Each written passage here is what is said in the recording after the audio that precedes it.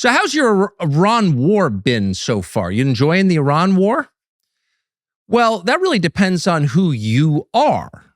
We like to think, as Americans, that we're all in this together, and big events like wars or economic booms or crises or natural disasters affect all of us equally, but that's not true, and it never has been true. How you experience something big really depends on where you sit. And again, that's been true since the beginning of time. When Rome fell in 476, September 476, it, of course, was a history-changing disaster that we're still talking about. Books have been written about it ever since, more than 1,500 years. And for most people, it was really the end. It was the end of a civilization, the world's largest empire. But there were some people, you can imagine, on New Year's Eve 476, sitting around the table with their families, assessing the year that just went by. And they looked around the table and said, that was the best year we ever had. Of course, Germanic hordes are plundering the city of Rome, but for us, honestly, it's pretty great. And that's just the nature of it. Not anything inherently wrong with that. It's just a fact. You saw it during COVID. COVID was a massive disaster for most Americans, for most people in the West. Addiction rates went up, suicide rates, divorce. Kids didn't get educated for over a year. It destroyed a whole generation of young people, affected them badly anyway. On the other hand, if you were fortunate enough to have a second home, like a weekend house in a rural area that didn't have COVID restrictions or enforcement officers capable of enforcing them, it was pretty great. If you lived in a traditional world, like say where your wife didn't work because she didn't have to because you made enough money, you could live a kind of 1950s family existence, and you had a coherent family and children who still liked you, sort of, and they were all home for months. It was like the best time you had in the last 20 years. People don't like to say that out loud, but that's real.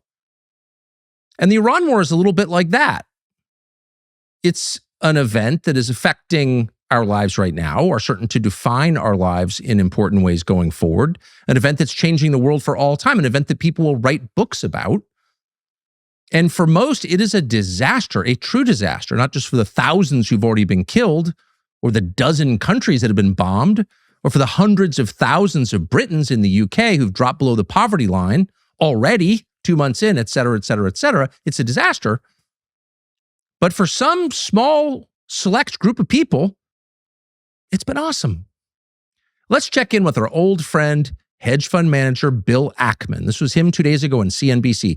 Here's how his war is going. Iran has been, I think, a major funder of sort of anti-American protests and kind of otherwise. I think that war is a very good one, and the war is a very good one. Yeah, I think we've it's very unpopular, though. I don't know. I don't know who surveys to trust. Look, I think most Republicans, many Republicans, support the president, and it shouldn't be a bipartisan issue. The Iran war is a very good one. Really? Says the interviewer on CNBC. No, really, yeah, it's a very good one. Is it unpopular? I don't know about that. And the truth is, Bill Ackman probably doesn't know. He may not know anyone personally who thinks this is a disaster, because for Bill Ackman and his friends, the Epstein class, it's been a massive win. And that's been pretty obvious increasingly if you're following markets. So there's this phenomenon that people are starting to catch on to, where a certain news organization predicts serially, many times in a row over the past 20 or so days, an imminent peace agreement between Iran and the United States. Now, that agreement has not materialized. Apparently, we're not actually close to getting one. But at the moment when that's announced, every single time you've seen a massive move in global energy markets and in equity markets, stock market, because people are betting that that will have direct effects on the value of stocks and or oil or other commodities. And a little bit before that announcement, every single time you have seen massive bets made on oil futures. You've seen billions of dollars change hands, and you can surmise that somebody is getting rich doing this. In fact, you can be absolutely certain. Now, you don't know who. Really, the only thing you know is A, it's happening, and B, no one will ever be held to account for it. Now, how do you know that? Because we've seen this a lot. In fact, we saw it, and no one ever wants to remember this, on 9/11. Shortly before 9/11, somebody put big bets in shorts against airline and bank stocks. Those are two businesses that were directly affected by the events of 9/11. Now, we know this happened because these are public markets, so there's a record of it, but we also know, because they admitted it, the FBI figured out who did it. But the FBI never got around to telling us their identities. So the largest federal law enforcement agency has known for 25 years who had foreknowledge of 9/11, and that's demonstrable because they bet against the events of that day before the rest of us experienced them, and has never divulged their identities. Now, we can guess as to why that is. Why would the FBI be protecting people with foreknowledge of 9/11? We don't know for certain what the answer is, but we do know that they are doing it. They did it, and they're still doing it. So if the identities of people who bet against 9/11, who shorted airline stocks before 9/11, are somehow classified on national security grounds and you're not allowed to know them, then we can bet safely that whoever is profiting from the Iran war in public markets probably isn't going to get any kind of insider trading violation. Probably not. But one thing we also have learned is that these markets are much more vulnerable, susceptible, maybe based on manipulation than we ever thought. And if you think about it, that's kind of a surprise.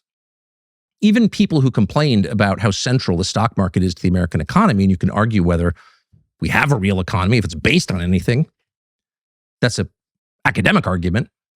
But even people who thought, wow, we seem a little bit over-invested in public equities markets, kind of assumed they were real. I mean, market's a pretty straightforward proposition. I've got something to sell. You want to buy it. I'll sell it for what you'll buy it for, and vice versa. It's transparent by its nature. It's self-correcting. That's the basis of our economic system, capitalism, free market capitalism. It always finds the right level, the rational level, because it's based on the free exchange of money for assets. But that's not what we're seeing now. Not at all. Markets are doing things you would not expect markets to do if they were behaving rationally in a free way, if they weren't rigged. You would see, well, certain commodities prices, including oil, go up a lot more than they have. Gold go up a lot more than it has. And yet gold and oil and other commodities have stayed far lower than you would rationally expect them to stay after 60 days of terrible news out of the world's center of global energy production. So the Strait of Hormuz has been closed for months now, in effect. And yet oil, as of airtime tonight, was under $100 a barrel.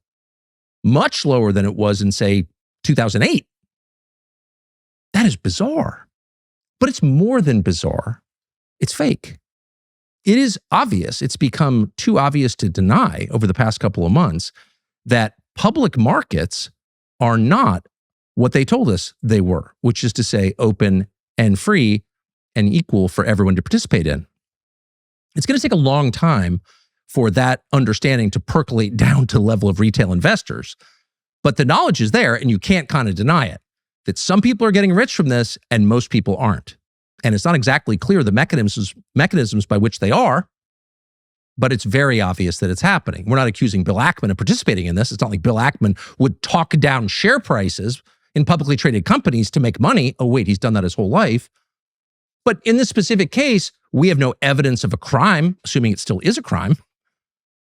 But we can say with great confidence that in this, as in every other war, some people will do just fine. In fact, they will greatly benefit from it, which is one of the reasons we keep having wars, because they are enormously profitable.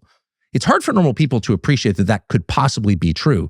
People die, innocents die in foreign countries, your own country becomes poor, your own service members die, so you can get rich. Could anyone be that dark?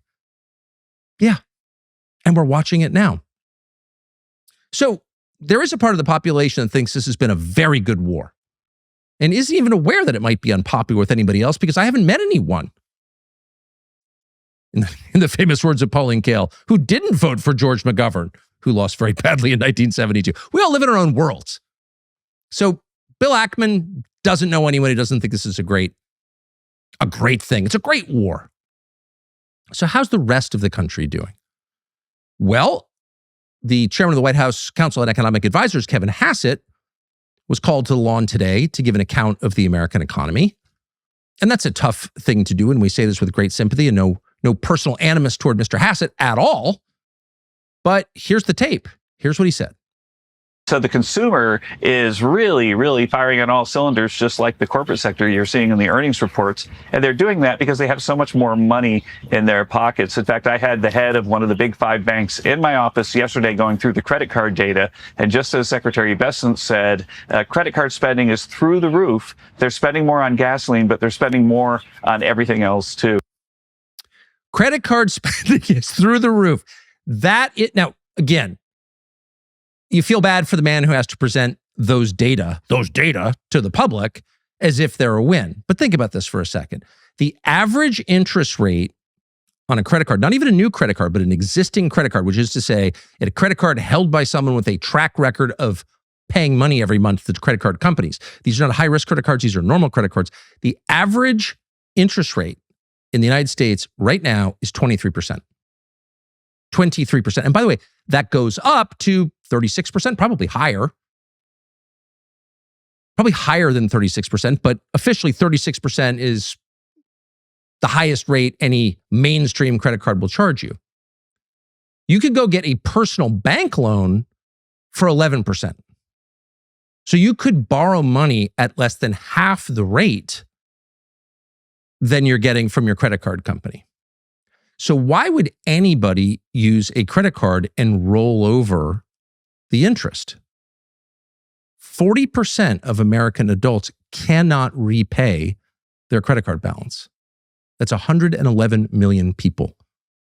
And they are paying, on average, 23% interest.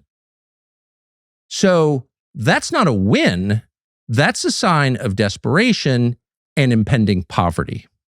And keep in mind, we are living right now in the final moments before whatever AI is going to bring us. Those data centers being erected in your town, the ones that you are paying for through higher energy costs, through the legacy environmental cleanup you're definitely on the hook for.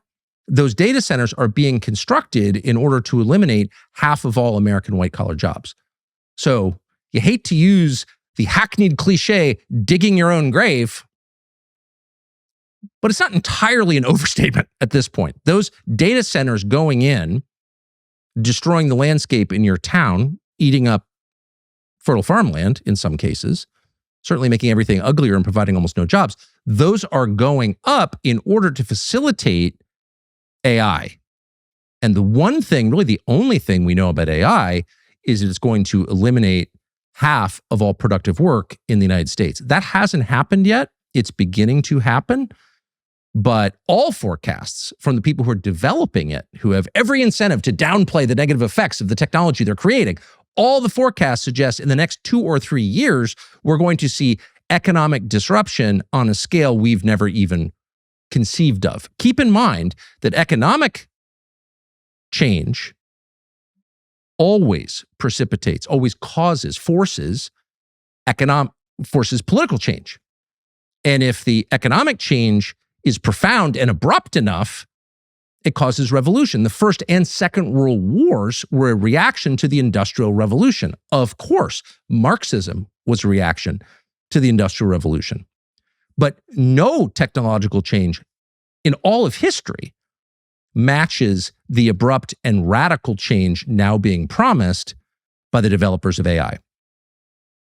So all of this, the conversation we're having about the American economy and how much money people have and how much they owe, all of that is taking place in the final moments before the economic cataclysm we've been promised by artificial intelligence. So it's not like we can wait 10 years for this whole thing to self-correct, for markets to become honest again, and for people to make a wage sufficient to buy a home and raise children.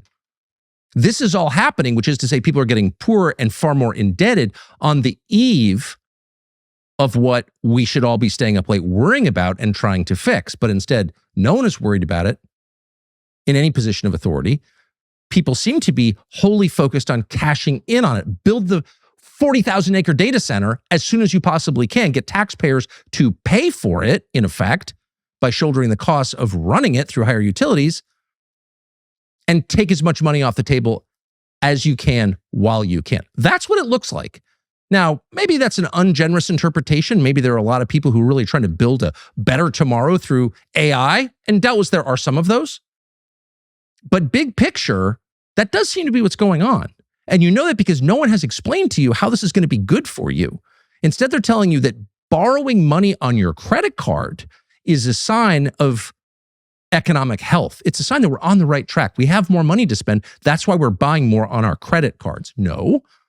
People who have more money to spend buy things. People who have no money to spend buy essentials on credit. And that's exactly what is happening. Now, some of that is a reaction to the economic changes already wrought 2 months in by the war with Iran. Some of it is the downstream effect of years of bad economic planning, years of living in an economy where Bill Ackman makes $8 billion or something with an IQ of 105 with no track record of improving the country or creating anything, basically just leeching off the existing system, plundering it effectively. He hates it when you say that, but he's never explained how what he does for a living is good for the United States or productive in any sense. It's merely extractive, probably worse than lead mining. But all the gains, the substantial gains over the last 20 years have not been broadly shared by Americans. They've gone upward. Now, that's a moral problem, maybe, probably. But it's certainly a management problem. It is a problem of governance at a certain point because it means a huge number of Americans, let's go with the 111 million, the number that can't repay their credit card debt, who have no vested interest in the system. They have a negative net worth. They don't own anything. They are living here, but they don't see a future for themselves or their families, or they may not have families, and they certainly don't own anything worth protecting. And so what does that add up to? Social and political volatility. So you would think the people in charge of the country who are benefiting the most, the people like Bill Ackman who think it's been a really good war, would be very concerned about this. And they would not want to put any more economic pressure on this beleaguered population, and particularly on young people who seem to bear the brunt of it. Probably because they have the least political power, so nobody cares what they think. Healthy society would be totally focused on what young people think because they are building the society that will outlive the current leadership of that society, but they're ignored. So if you were thinking longitudinally, if you were thinking about what's best over time for your country, your civilization, you'd be focused on them and you would not casually add to their burden.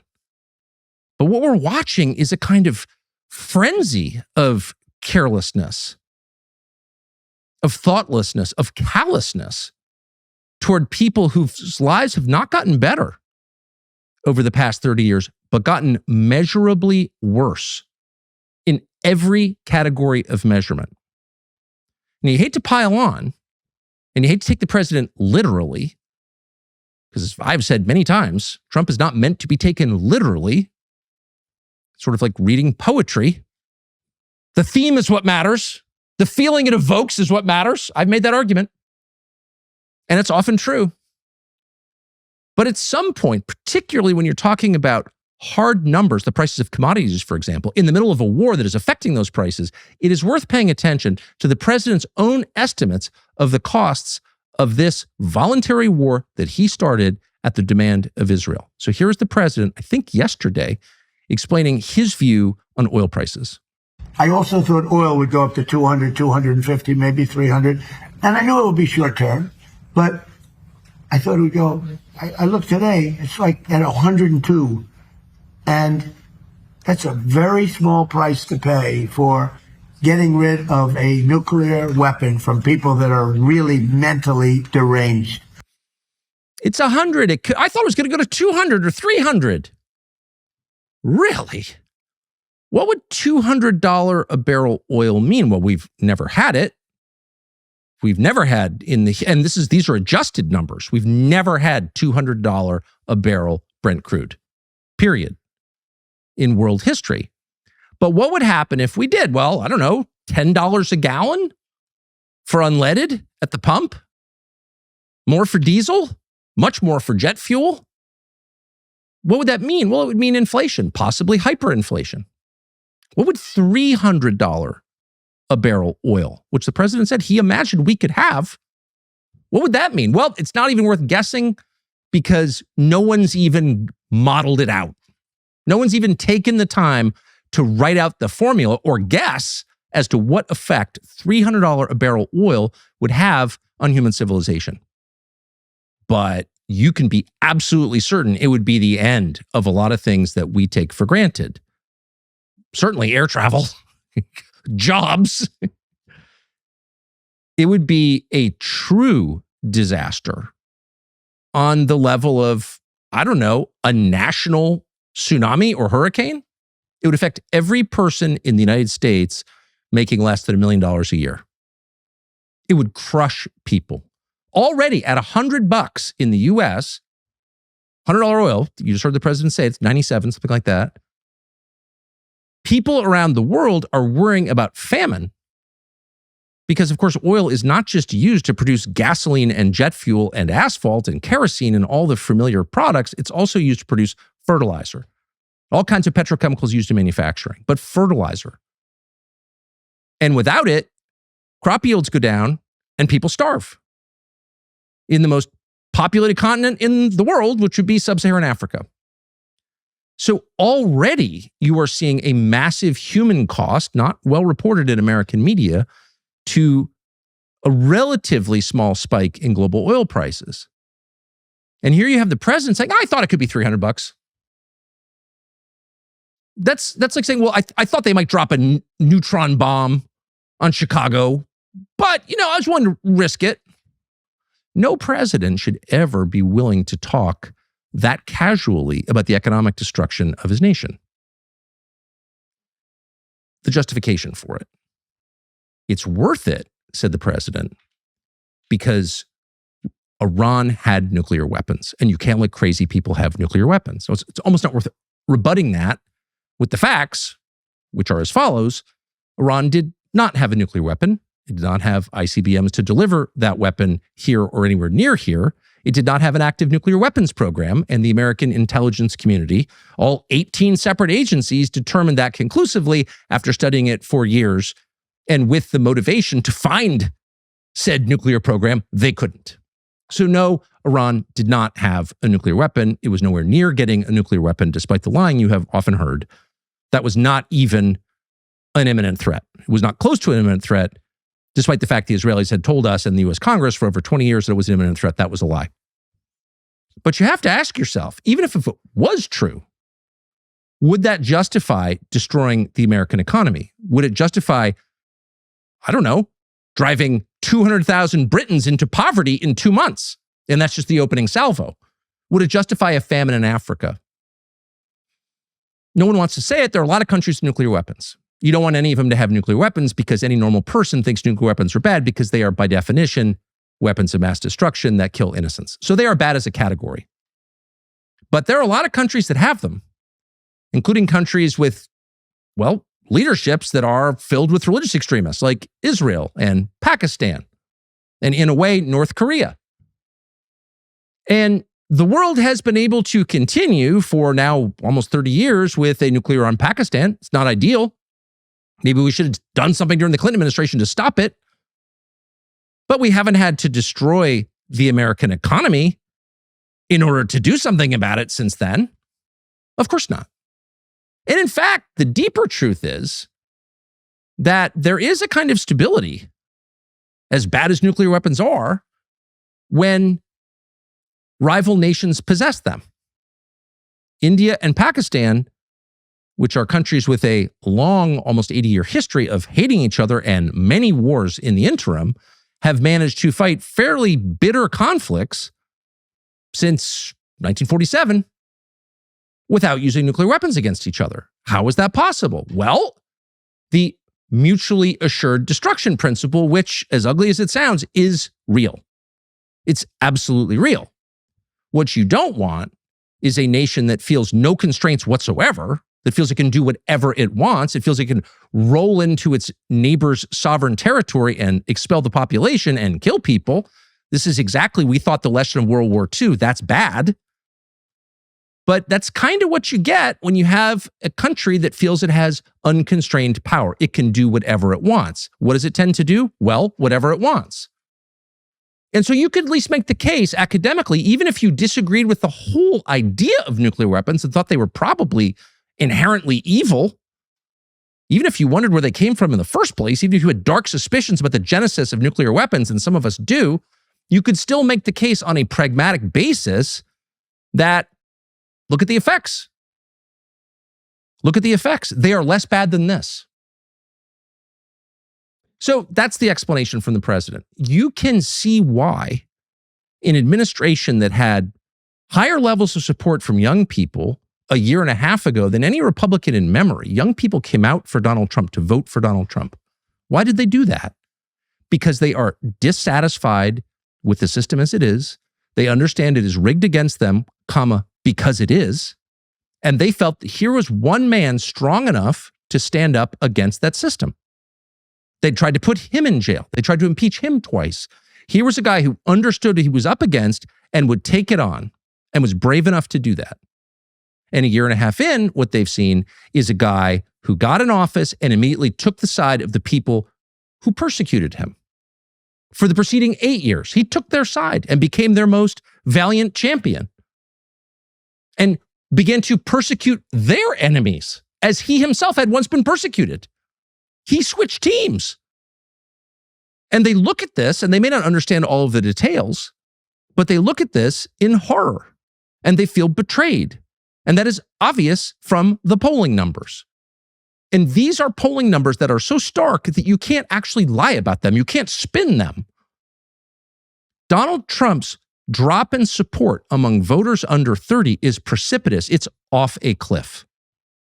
And there are a lot of reasons for this. The Iran war, the refusal to release the Epstein files, the mounting debt that most of them carry. How's your average 27-year-old, 5 years out of college, hundreds of thousands of dollars of debt from this 4-year college was supposed to make the difference between getting ahead and staying in your hometown and stagnating in some dead-end job? That kid likely has a negative net worth 5 years out of college. And in many cases, they're told point blank, we can't hire you because of how you look. How do you think kids like that feel about Donald Trump? Well, you should talk to some.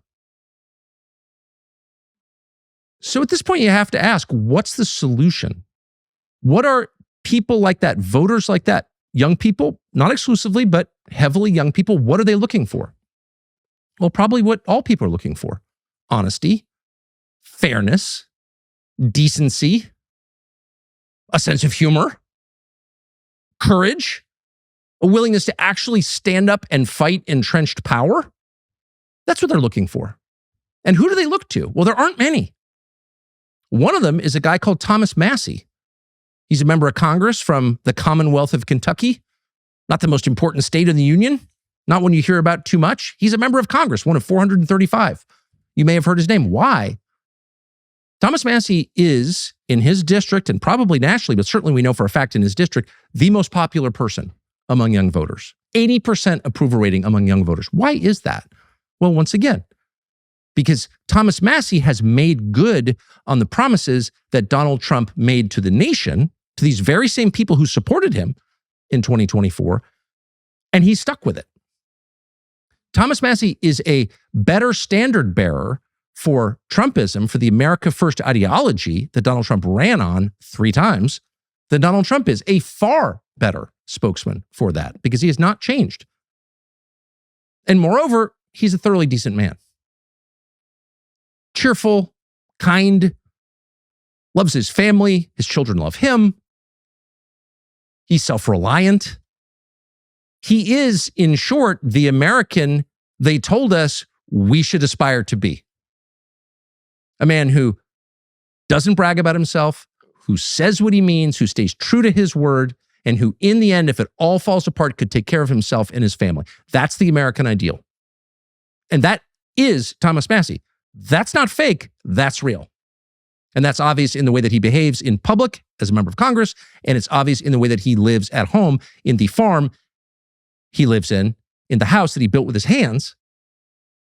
He is the man you want your son to be. And so you would think at this point, Thomas Massie would have the full support of the Republican establishment in Washington. Oh, no, just the opposite. Thomas Massie has like 3 allies in the House of Representatives. A lot of people who like him personally, but only a very few who are willing to support him publicly because he has become the #1 enemy of the Trump administration.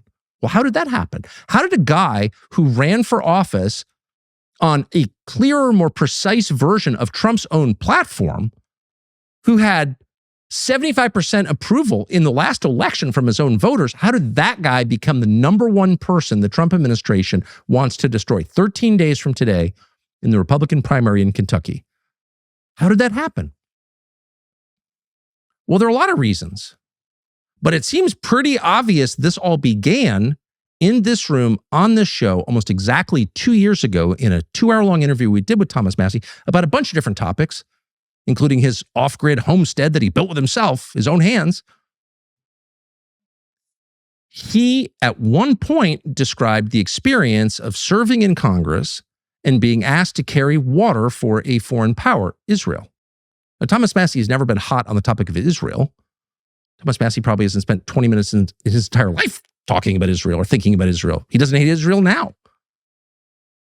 Its leadership, Israelis, he's kind of agnostic on the whole question, even now. But at the time, 2 years ago, Thomas Massie committed probably the most dangerous sin you can commit in Washington. He explained how the process works. How is it that members of Congress arrive there with a plan to help their constituents and their nation and wind up spending such a huge percentage of their time doing the bidding of a tiny Middle Eastern country of 9 million people? How does that happen? Well, part of the process revolves around a group called AIPAC, the American Israel Public Affairs Committee. Here is Thomas Massie's faithful description of the process in Congress. Watch. There's a foreign interest group called AIPAC that's, got the ear of this current speaker and demanded 16 votes in April on Israel or the Middle East. We haven't had 16 votes in April on the United States in Congress. It's a group of Americans who lobby on behalf of Israel. They're for anything Israel. And they're a very effective lobbying group. They get in there. They try to get me to write a white paper as a candidate, for instance, for Congress. They almost get on what? On Israel. And I wouldn't do it. And they said, why? And I'm like, I don't do homework for lobbyists, right? I'm like, I didn't like writing term papers at college. I'm not writing one for you. What did they say? They said, oh, well, here, just copy Rand Paul's term paper and put your name on it. We'll accept that. And I'm like, no, I'm still not cribbing somebody else's homework to do homework. I'm not turning in my homework for you. And what? You're laughing, but you know what? I bet I may be the only Republican in Congress who hasn't done homework for AIPAC. And it's just what it is. It's conditioning. They want you to do something very simple and benign, and for them, they don't really grade your term paper. They just want to know that you'll do something for them. And if you'll do something for them as a candidate, you're more likely to do something for them as a congressman when you get in there. You will never hear the Israel lobby describe more precisely the humiliation rituals included, which are a key part of the process. Debase yourself, and then you serve us always. But you'll never hear it described more precisely, but also more good-naturedly. Massie isn't mad. He finds the whole thing hilarious. I'm a member of Congress. I'm not doing homework for you. And he laughs, and he means it. And his cheerfulness is real. It's not a pose. He's not angry at AIPAC. He's just not playing along. He's an American. He doesn't have to play along. Get out of my way. Stop. He smiles, moves on to the things he cares about, like keeping the United States from going bankrupt. That is the way.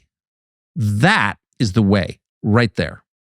That reveals a total unwillingness to play along with someone else's charade, to become someone else's servant or slave without any hatred at all.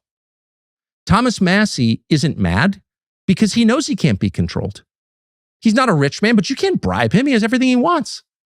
He's not mad at you. You've got your agenda, but he's not going to serve it under any circumstances. Go away. Because Thomas Massie is not a hater, because his position is rooted in principle and good-natured cheerfulness, and American self-reliance and decency, and that's so obvious to everyone who watches him, he became the number one threat. And next thing you know, the president's favored political consultant, Chris LaCivita,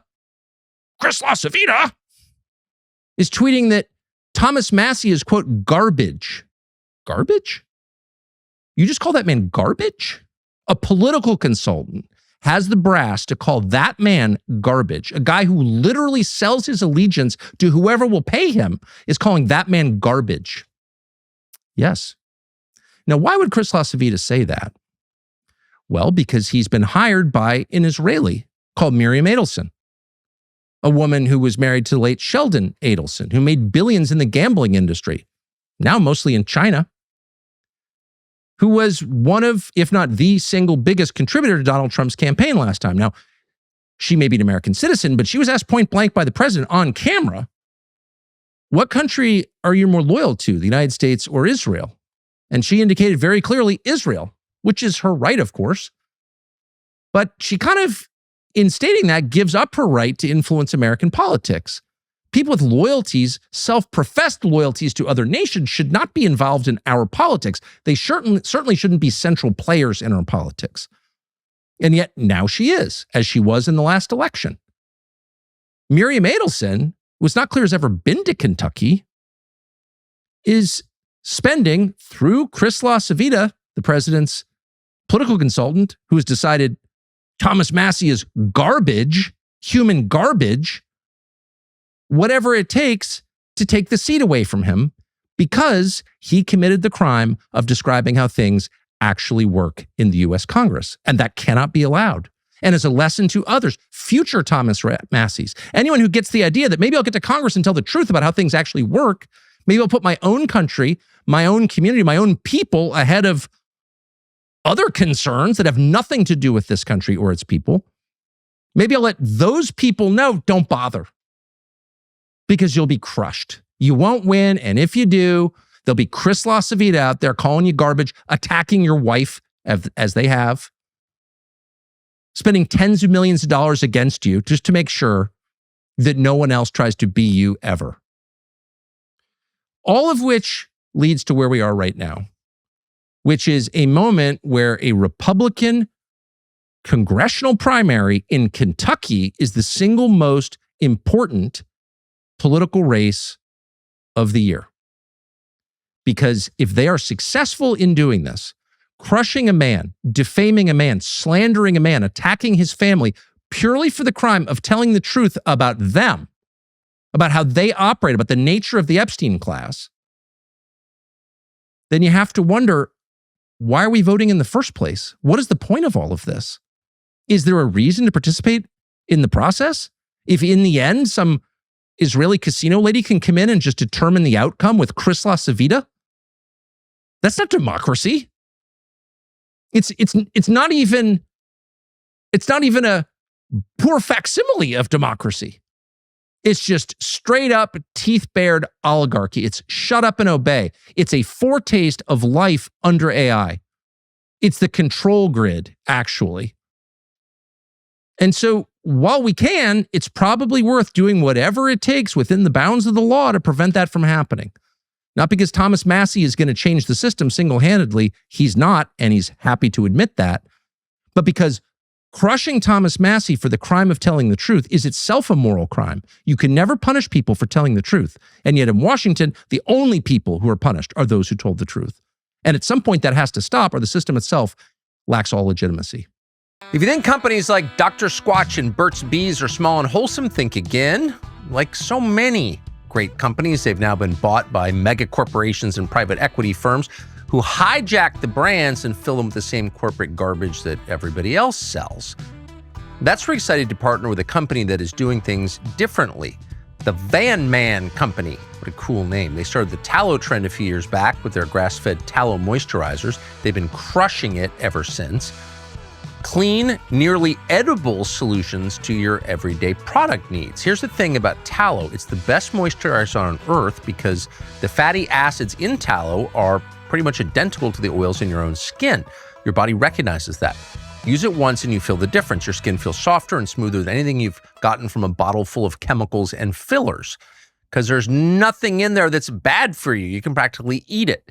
And this stuff actually lasts. Towel Balm isn't just a moisturizer, though. It can replace your lotion, your night cream, even Neosporin and diaper balm. It is powerful enough to heal the skin, yet safe enough to spread on your toast. Not that you should, but you could, because the ingredients are real. So if you're ready to ditch corporate chemicals, visit vanman.shop/Tucker. Use the code Tucker for 15% off your first order. That's vanman.shop/Tucker, code Tucker, 15% off your first order. Real ingredients, zero exceptions. And so for the second time in 2 years, here is Thomas Massie in his own words. Thomas Massie, thank you for doing this. You've got a primary in less than 2 weeks, 13 days. And so to take the time to come here, we're grateful for it. It seems like this primary is more than a primary. It's a window into what MAGA has become, and it's a referendum, I would argue, on democracy itself. And so just to frame the conversation around that idea, what was your margin of victory in the last race in Kentucky? In the last race, primary, I got 75% of the vote. There was somebody that got 13% and somebody that got 12%. 75% of the vote. And in the race before that, I got 76%. And then the race before that, I got 81%. 81%. Now, the race you get 81%, you were already having conflict with Trump at the time, right? Yeah. At the time, he was saying to throw me out of the party. He called me a third-rate grandstander, to which I claim I'm at least second-rate. Fair. So I'm going through this because I think it leads to today, and it makes a really interesting point. So what is the current polling in your race? It's a single point lead for me. It's not very fluid. They've spent $10 million against me. And when I say they, I hope we get into they. Yes. And it's going to be close. It's just going to be, the result is going to be based on who turns out. So it was 81% margin, 76, 75, like full on blowouts in the Republican primary in your district in Kentucky. And now it's within a couple of points and you could lose. Correct. And the difference is they have spent $10 million against you. So I don't think anyone would dispute that. That's the difference. The money poured into this race from outside of Kentucky is basically pushing you to the point of almost losing, and you may lose. Where'd that money come from? Well, it didn't come from regular people. It's come from billionaires, and 95% of it, at least 95%, has come from the Israeli lobby. So I'll give you their proxies. The RJC, which is the Republican Jewish Coalition, AIPAC, the American Israel Public Affairs Committee, Miriam Adelson, Paul Singer, and John Paulson went together. They funded a PAC called MAGA Kentucky, which is neither MAGA nor Kentucky. No. But when the ad any of them live, who are those three people? They have been, Miriam Adelson is the gambling magnate who's ironically makes money from the Chinese now gambling and not in Las Vegas. And she's literally an Israeli. Yeah, she was born there. Yep. She's given over $200 million to the president. He puts her on the stage. He says that she's influenced his own policy and attitudes toward Israel. And so she's trying to buy a congressional seat in Kentucky, along with the rest of these groups that are probably, by the way, getting her money as well. And there's also another interesting faction called Christians United for Israel. They're really just another wing of AIPAC and RJC that's been used to co-opt Christians into supporting their position. And their position is more war, it's more strife, it's more bombs, it's send more foreign aid. And those are the things that I've been voting against. So the real reason that this race is a serious race and I may lose is because a foreign lobby has fully funded, to the extent that they've never done in any Republican race ever before, my opponent. It's interesting because I don't think of you as an opponent of Israel or a hater of Jews, an anti-Semite, a man with hate in his heart, or anything. I don't think those topics have defined your terms in Congress so far, have they? No, you can't go find even a xenophobic tweet or Facebook post from me in my entire life. I'm the least xenophobic.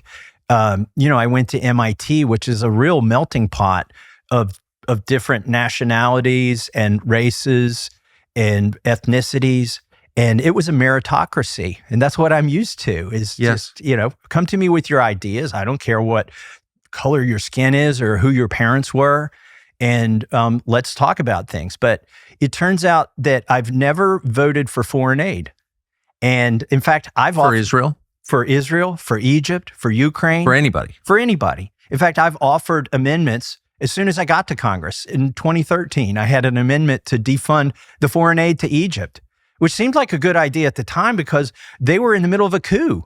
This is how ridiculous our foreign aid is. We didn't even know who was going to control the Capitol. There were tanks in the streets. We didn't know who the leader was. And my colleagues insisted on sending the billions of dollars to Egypt anyway. The question is, who's going to cash the check when it gets there? So I've got a complete track record of voting against all foreign aid. But it turns out there's one lobby that's very upset about that, and that's the Israeli lobby. And so you're right, this is a referendum. It's a referendum. The question we're putting to the people is, are you going to let a foreign country or lobbyists for that foreign country buy a seat in Kentucky and displace the one congressman who will tell you what's in the bills, who will explain his votes? I explain all of my votes, especially on controversial bills, on social media to where anybody can see. So your position is that it's not your position as much as it's the fact you're willing to disclose what's actually happening behind the scenes. Correct. So to add evidence to that claim, the last time you were on this show was almost exactly 2 years ago. It was a little later in May, I think. You had just won your primary, 75%. Yes. And so you decided to come up here and we have this amazing conversation, mostly about you and your life and the self-sufficiency with which you live and how you built your house. And it's an amazing story. We're going to repost that video soon because I want people to see it before the primary. But in the middle of that conversation, you said, yeah, there's this group called AIPAC, and here's how they go about corralling support in the Congress. And they have minders that follow you around. And I just don't hate Israel. I don't support foreign aid to anybody, and I don't have an AIPAC minder. And I remember thinking, boy, I've never heard anybody explain how this works in the way that you did. I felt like that conversation was a pivot point in your political life. It was. And you know what's interesting? In the 2 years that have transpired since then, not one of my colleagues has said I'm wrong, right? Did anybody come out and say, oh, he's full of it? I don't have an AIPAC person that I go to dinner with every time they come to DC and back in the district. Nobody said that. They all have an AIPAC person. Now, some of them may not, know it's their AIPAC person, but they've all got an AIPAC person. And by the way, I have a lot of Jewish friends. And since that interview, they joke that they're secretly my AIPAC person, right? When in fact, they're not.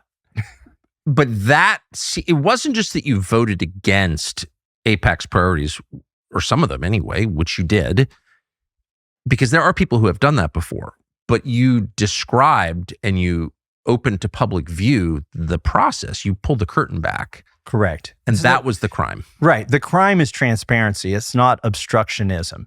Because the votes they're most upset about me for were 420 to 1, or 421 to 1, or 410 to 5, right? Like, show me in any of those cases where my single vote out of 435, if everybody had been present, was obstructionist. It wasn't. What happened, though, is people said, who's the one person that voted against that? And then they go to my social media, and then they read the bill, and then they're like, what the hell? Why did my congressman vote for that? What are the other 420 smoking, right? And so, or what are they getting for that vote? Why did they take that vote? Why were they intimidated into taking that vote? And that's the problem that I'm causing this foreign lobby, is I'm causing people to ask questions for the first time. Who is my congressman's AIPAC person, for instance? How much money do they get from AIPAC? Why did they vote for that bill that bans passages in the New Testament, that infringement on the First Amendment? Now, we care about supporting companies whose values align with ours. We do not want to shill for sleazy companies. It is better to give business to like-minded Americans than people who hate us. That's our rule. And that's one of the reasons we like Charity Mobile. When you make the switch to Charity Mobile, the company sends 5% of your monthly price plan to pro-life, pro-family charities of your choice. That's millions of dollars and counting sent to pro-family philanthropies. Okay, you're probably thinking, that sounds great, but Charity Mobile must be super expensive to pay for that. But no, they've literally never raised their mobile plan prices, and no plan exceeds $50 per month. Charity Mobile is a good company with good service and good prices. So it's all good. Switch today and try it. Keep your number with a compatible phone, no compromise on quality, and support a truly great company and a good cause at the same time. Promo code Tucker to get a free phone with free activation, free shipping, and a free gift with every new line of service. Visit CharityMobile.com/Tucker. So because you revealed that, you got this swarm of big donors laying down big money to get you out of your seat. And you said basically it revolves around three: Paulson, Singer, and Adelson. Have they described why they're doing this? Why would a casino magnate or a hedge fund manager, private equity guy, distressed debt buyer like Paul Singer, like why would they care what happens in a Republican primary in Kentucky of all places? It's to silence me. It's so that I shut up. Look, if I lose on May 19th, I'll be out of Congress on January 3rd of next year. And nobody's going to follow my Twitter. Nobody's going to go to my Facebook page to see what's going on. I won't be invited down into the secret SCIFs to read the secret interpretations of the laws that the executive branch is using to spy on you. I'll be gone. The one whistleblower, if you will, in Congress will be gone. And let me tell you who's on the other side of this, who's funding me. I've got, and this is miraculous. I think, you called it a referendum.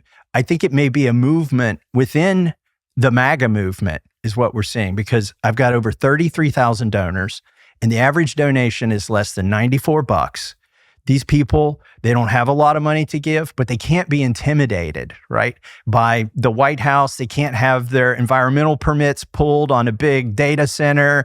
The government of Washington, D.C. doesn't have that kind of leverage on individual normal people. So those are the people who are funding me in this race. And if you want to be one of them, you can go to MassieMoneyBomb.com. MassieMoneyBomb.com. Yeah, because we've raised almost $200,000 in the last 2 days just by going out there and saying, help me fight back. We've got to have some ads to run against these billionaires. So what do you think the full money breakdown is? And without getting boring about it, I don't think people understand exactly how these campaigns are funded. So you can send money to someone running for office, but there are limits to how much you can send. You can send to something called a super PAC, and there are no limits at all. So it's hard to kind of figure out, isn't it? Exactly how much is being spent? Yeah, I think it'll be after the race when people finally are able to compile the spreadsheets and look at the money. A lot of the donors won't be disclosed until July, the super PAC donors, because they're on a 6-month reporting cycle, whereas I have to disclose big donors every 2 days now once we get inside of a window with the campaign. But you got super PACs on each side, and there's a super PAC helping me, not as large as the Israeli super PACs, of which there are 3. But there's a super PAC helping me. Now, as far as hard dollar campaign money from real people, I've raised over $5 million this election cycle, which is probably more than I've raised in the entire time that I've been in Congress. Really? Oh, yeah. I usually raise a couple $100,000, maybe $400,000 in election cycle. This time I've raised over $5 million. It's because this situation is dire. Now, the other side, you might say, okay, well, how much money has he raised for his campaign? He's raised about $1 or $1.2 million per quarter for 2 quarters. So he's maybe raised $2.5 million at most. But if you go look at where did that money come from, I think because of the show I did with you 2 years ago, AIPAC sort of gone in hiding, and they're trying to secretly funnel money to campaigns. And what we've realized and deduced is that they're funneling money, hard dollars, not the super PAC dollars, but they're funneling money from their donors to his campaign through a payment vendor called Democracy Engine. It was started by one of the people who started Act Blue. It's not a conservative, if you will. Act Blue, the Democratic bundler. Yeah. So this is primarily a left-leaning payment vendor. I use a payment vendor called Anadot, and some people use WinRed. Probably you're familiar with that. I am. So when you see something come through a payment vendor called Democracy Engine, you particularly $50,000 per quarter. So if somebody's reported $50,000 of expenses to Democracy Engine, and if the payment vendor Democracy Engine has been charging 5%, that means $1 million of money came through that payment vendor. And we've seen that in both of his quarters. So basically, as far as we can tell, about $1 million of his 1.2 million every quarter that you would think may have come from grandmas who are digging deep in their pockets when they get an email from Trump that says, give to this guy. That's not where his money's coming from. It's coming from AIPAC donors. And then AIPAC donors were using a Democratic fundraising operation to get the money to your opponent. Correct. And by the way, one of these super PACs that's aligned against me, United Democracy Project, UDP, they are a pro-abortion, pro-gay rights, left, like not just left-leaning, like majorly leftist super PAC. And they are full on in my race, funding my opponent against me. This is insane. It is insane. I do think it might be a couple years from now when AI gets smart enough and honest enough in the competition of AIs that it will tell you exactly what happened in this race. Whether I win or lose, it can go back, look at the data, and tell you, well, here's what happened. A congressman from Kentucky was challenged, and 95 or 99% of the money came from an Israeli lobby to take him out for merely telling the truth. And not even attacking Israel. I mean, that's the thing. You didn't even attack Israel. You're Never. not even hostile toward Israel. You're not muttering about the Jews. It has nothing to do with that at all. It's just, you just don't think the U.S. government should be sending money to foreign countries, right? I mean, right. And by the way, that's the position of my constituents. So what kind of TV ads are they running against me back in Kentucky? Are they saying Congressman Massie doesn't vote to give money to foreign countries? You know, let's fire him. No, they don't run that ad. They run ads that distort my record. They'll take a bill that had 3,000 pages in it, pull a page out of that bill and say he voted against this. You know, it could be a pay raise for the soldiers or something like that. to try and turn you into a liberal. Correct. That's what they want to make it look like. Which is hilarious. By the way, if I could make one reform to Congress, so I voted for balanced budget amendment, I voted for term limits, but the biggest constraint, the most helpful thing for our republic would be if every bill had to address only a single issue. Amen. Amen. Because right now we take thousands of votes, but they're post offices and non-binding resolutions and things like that to make it look like we're busy all year round. But it usually boils down to 2 or 3 votes every year that are consequential, must-pass pieces of legislation that have everything in them. And that's the problem. Let me give you an example on the big, beautiful bill. By the way, there are maybe 3 or 4 sins, and I'll put that in air quotes, that I committed against the swamp that got me into this situation. And one of those is I was the only Republican who didn't vote for Mike Johnson to be the speaker. The second was... You were the only Republican? Mike Johnson's turned out to be the worst Speaker of the House in the history of this country. Ever. And we've had some bad ones. Yes. John Boehner, no one Paul compares. Ryan.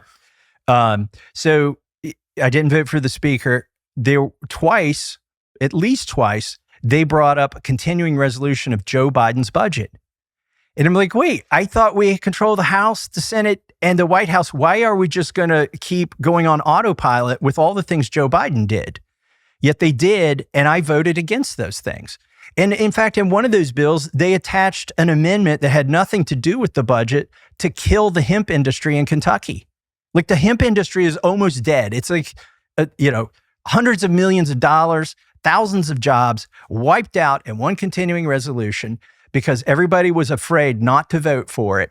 And I voted against it because number one, it was Joe Biden's budget. Number two, it killed the entire hemp industry in Kentucky. That was another of my crimes against the swamp. And when I voted against the big bill, they're using they're picking things out of it to run ads against me right now. Let me give you an example. So the draft version, the first version that passed the House of Representatives, defunded transgender surgery, sex changes, basically for minors. There was lots of good stuff and lots of bad stuff in that bill, but I voted against it because I said it'll bankrupt the country. Okay, but it had that good provision in it. The Senate took the good provision out that defunded sex changes for minors, and then everybody voted for the big, beautiful bill again, except for me. But it had the money for sex change for minors.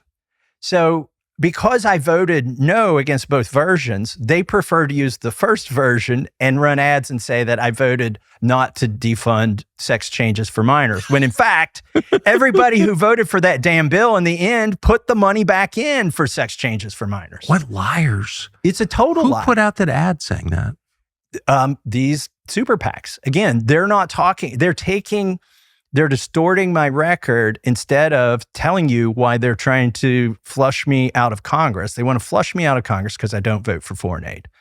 As a gun owner, you know the dilemma. You want to be prepared for break-ins or any moment where you might need a firearm, but you also need to keep those firearms secure, out of the hands of kids, for example. So for years, that meant choosing between a gun safe that takes a long time to open, pretty impossible in an emergency, or leaving something accessible but unsafe, and neither option is a good option. And that's why we are thrilled to partner with StopBox. We're not exaggerating when we say that using StopBox changes everything. Here's what makes it different. The StopBox Pro is completely mechanical. No keys, no batteries. It does not fail. It's got 5 buttons designed for muscle memory. This is the one that we keep here in the studio. You program your own code, practice it a couple of times, and your fingers remember it. And that means you get immediate access to your firearm when you need it, and everyone else can't get it. And here's something else. It is TSA compliant. You can check your firearm safely and legally when you fly. No drama at the airport. Plus, it's made in the United States. No tariffs, real American jobs and quality you can trust, and that we do trust. StopBox offers a range of products designed to make for an array of needs. Take the new StopBox UCAN, which uses the same mechanical system as the Pro, but has a much bigger storage capacity. Room for guns, ammo, targets, everything you want. For a limited time, our listeners get 10% off using the code Tucker at checkout. Visit StopBoxUSA.com. Use the code Tucker for 10% off your whole order. And after you purchase, feel free to mention that you heard about it right here on this show.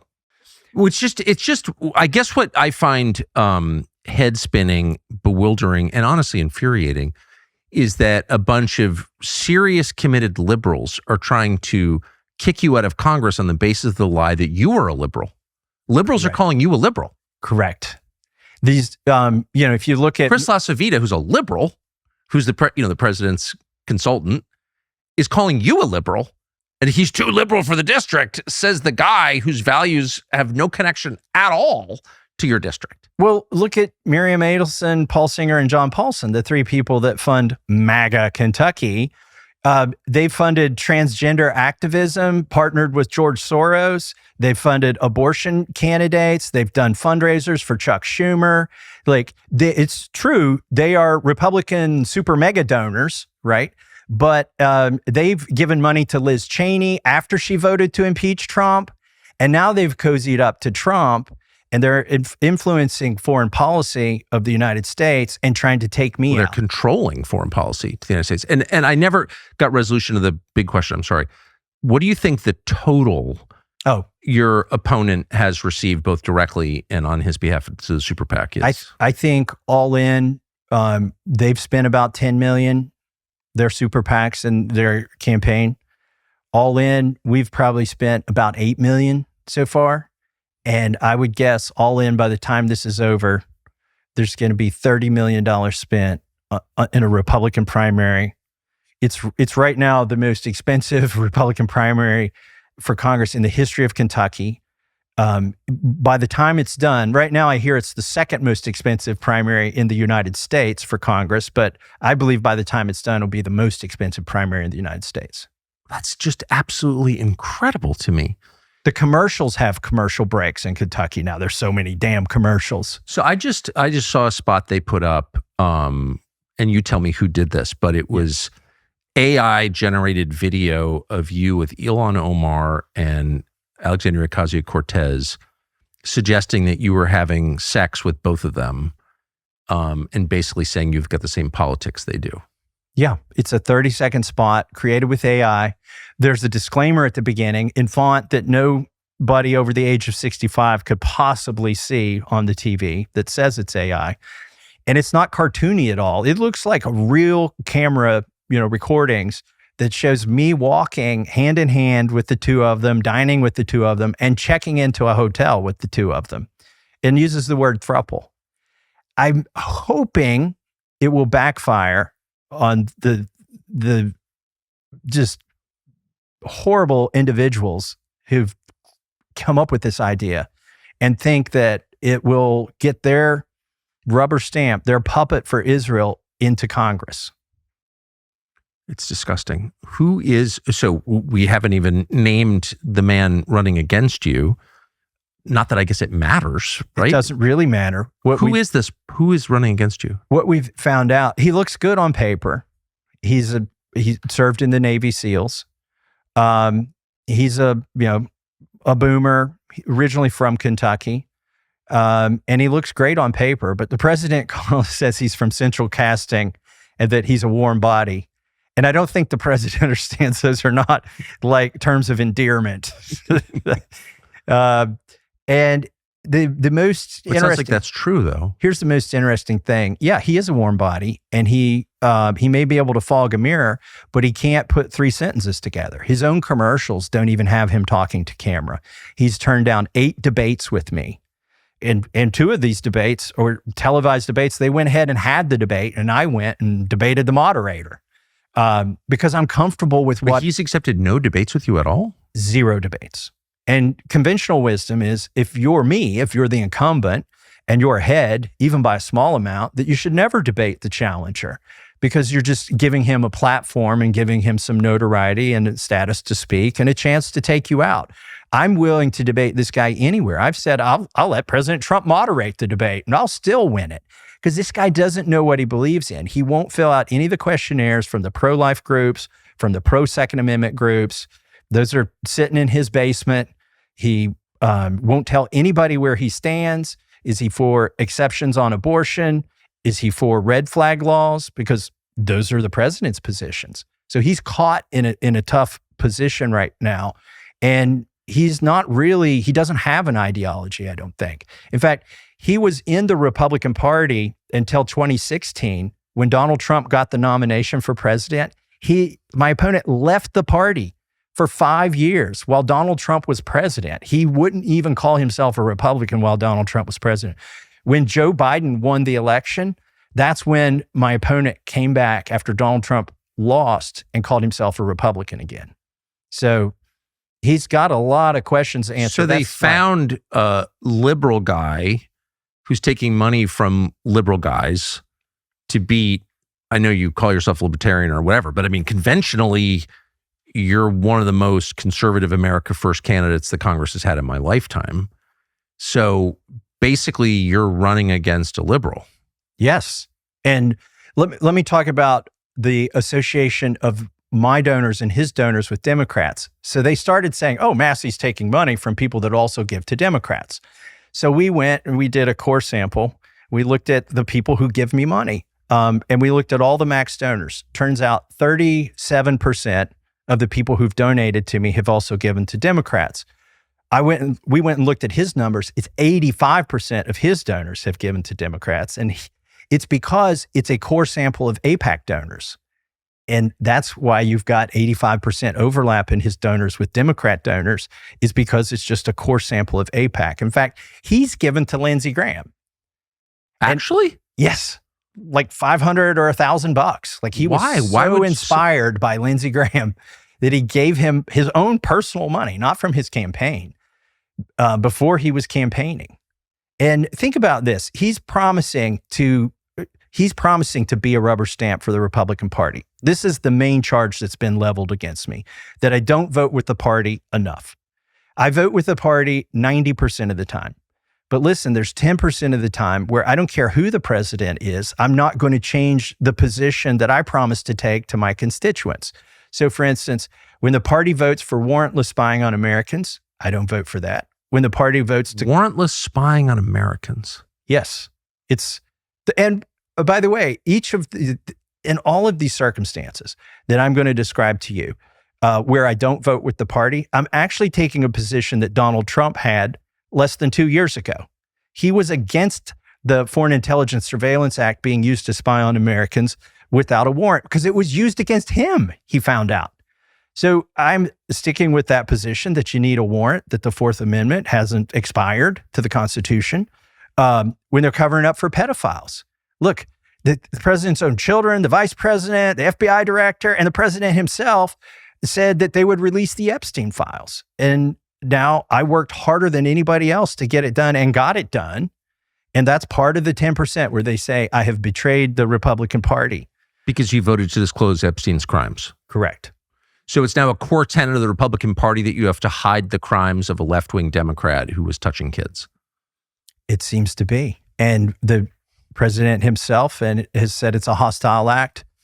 This was before he signed my bill. He ultimately did agree with me. And now it seems like the First Lady agrees with me that Jeffrey Epstein did not act alone. And the files show that he did not act alone. And you've got a prince who's lost his title and been indicted. You've got the British Prime Minister to the United States. You've got the former Prime Minister of Norway, the Minister of Culture in France. There's accountability. All those people have been arrested or indicted or being investigated, but nobody in the United States. Where Jeffrey Epstein lived and worked. Yes, where he spent 99% of his time. Even the U.S. Virgin Islands is part of the United States, where Epstein Island is. I just want to linger on this there's so much to talk about. I just want to linger on the Epstein question. So why was that important to you to push for disclosure? So there's a claim that I didn't care about it before President Trump was president. I want to clear that up. You can go find on my social media at least 3 times where I posted about it. And I always assumed that Pam Bondi would release the files, right? People are like, well, why weren't you interested sooner? Why didn't you try harder sooner? Because I've heard the FBI director say he was going to do it. I heard the attorney general say she was going to do it. And then I found out the binders were a farce. I serve on the Judiciary Committee. This is the committee that Jim Jordan chairs, which, by the way, has authority over DOJ, the attorney general, for instance, and FBI. And so we went on a dinner to the DOJ, to Pam Bondi's office, every Republican member of the Judiciary Committee. This was in April of last year, about a year ago. And I told Jim Jordan on the way over, he said, everybody gets one question. You can ask the attorney general a question. I said, I want to ask her about phase 2 of the Epstein files. Would that be too confrontational? And Jim said, I'm not going to tell you what you can and can't ask. Go ahead. So I was one of the first people as we finished dinner to ask a question. And I asked Pam Bondi where the rest of the files were and when would they be released. And she said, there was nothing left but child pornography, and nobody wants to see that. It made it sound sort of like I was a voyeur or a pedophile myself. But you were creepy for asking. Yeah, that I was creepy for asking. And so I didn't ask any more about it. And then I saw in the news as things played out, the story kept shifting. And I said, well, there's some there. And I introduced my resolution, which is a discharge petition. I would need to get 218 votes on it to force a vote on whether to release the files or not. I did that in July. And we did a press conference. The reason I'm telling you all this is my motivation changed part of the way through this. Can I just ask you something? If it was child pornography, did you get a sense that there was any effort to find out who these children were, who shot the videos, like who's responsible for this? They said most of it was stuff he had downloaded from the internet, not original, crimes of his. But even so, right? Wouldn't that stuff be things that you would investigate, even if he hadn't created it? If he had got it from a friend or some black site on the internet, wouldn't you want to, the dark web, wouldn't you want to go find out where this stuff comes from? Did you get a sense that they were doing anything about any of this? No. In fact, this was the final straw for me. A day or two before I introduced the discharge petition. It was either the Attorney General or the FBI director said they were closing all the cases, they were done with Epstein, and there would be no more. And then, so what happened is after August recess, we came back, and Ro Khanna and I held a press conference with the survivors. And it was to motivate this issue in Washington, D.C., and to give these women a platform to tell their stories. And in fact, women who had never spoken up before came to this and spoke up. And women who had fought all their lives to be heard and believed and to say their story, and they gave witness to the FBI and it all got suppressed. They came and told their stories. And a strange thing happened. I had intended to motivate my colleagues, and I was brought to tears by their stories and became doubly motivated to get this done, because at that point, it became more about justice for them than even before. You know, it does. And somebody may say, well, that sounds pretty cold. You mean you weren't doing it for them to start with? Well, I was doing it to uncover the creeps, right? And the pedophiles and the rapists and the sex traffickers. But once I met the survivors, it became even more personal to get justice for them. Well, of course, it's less academic and more real. So then you initiate a discharge petition and to force a vote on this. And what was the response that you got from the White House? So I actually had at least a dozen co-sponsors on my Epstein Files Transparency Act. And I thought, well, I'll get a dozen Republican co-sponsors. I thought, well, this will be easy. I've already got a dozen who will sign the discharge petition. Well, it turns out most of those people chickened out, would not sign the discharge petition under pressure from the president. In fact, I ran into the legislative affairs director for the White House on the street on Independence Avenue, Jeff Freeland, just randomly, while I was trying to get more signatures and while he was trying to keep people from signing it, we just randomly met at a crosswalk. And I said, listen, I know you're just doing your job, and I'll be with you 90% of the time. But in this instance, I'm compelled to do this. And I said, and by the way, I made a mistake. I got co-sponsors on this bill, so now you got your whip list. I know you're going to the 12 people who originally co-sponsored it. If I ever do this again, I'm not getting co-sponsors and showing you my roadmap. And there was mutual respect there as two people working on two different things. He said to me, you're moving too fast for me. Like he couldn't keep up. There was only one of him. And I was moving around and getting people to put their names on it and getting people not to take their names off. By the way, I have to give credit to the three bravest. There's nobody, if I go back to Congress next week and somebody comes up to me and says, I saw you on Tucker Carlson and you didn't say I was brave, I'll say, too bad, because you weren't. There's three women, Nancy Mace, Marjorie Taylor Greene, and Lauren Boebert, who signed their names on that discharge petition and all suffered. Marjorie practically gave up her political career over this. Yes, she did. She and her children got death threats over this. Not from the left, from the right. And she went to President Trump and said, one of my children is getting death threats. And he said, that's your fault. Yeah, despicable. He also told her that if she insisted on following through with this, she was going to hurt his friends. She told me the day he told her that. Hurt whose friends? The President Trump's friends, his friends. And I suppose some of them have been hurt. Howard Lutnick was shown to be a bald-faced liar, right? Yeah. And it turns out that John Paulson, one of the three billionaires who've put money into MAGA Kentucky, was in Epstein's phone book, but also was implicated in these files as doing a fundraiser and reaching out to Jeffrey Epstein to get money from him to honor Howard Lutnick. So by the way, it's just a really small world when you get into the billionaires, and they're not partisans. They're above party, right? The Epstein class, they don't associate themselves as Republicans or Democrats so much as they do among a class of billionaires who are above all of that, above the judges. They've got visa waivers. They fly private planes. They don't mingle with the public, whether it's on a plane or in a courtroom. And so anyways, that's my hats off to Marjorie for taking on those threats. Lauren Boebert, they took her over to the Situation Room, right? Like, this is where, if they're trying to kill or capture Osama bin Laden, this is where they are at the White House. They took her into the Situation Room and tried to whip her into taking her name off of the discharge petition. Over Epstein. Over Epstein, yep. And then the president vetoed a bill that would have brought water to a large portion of Colorado.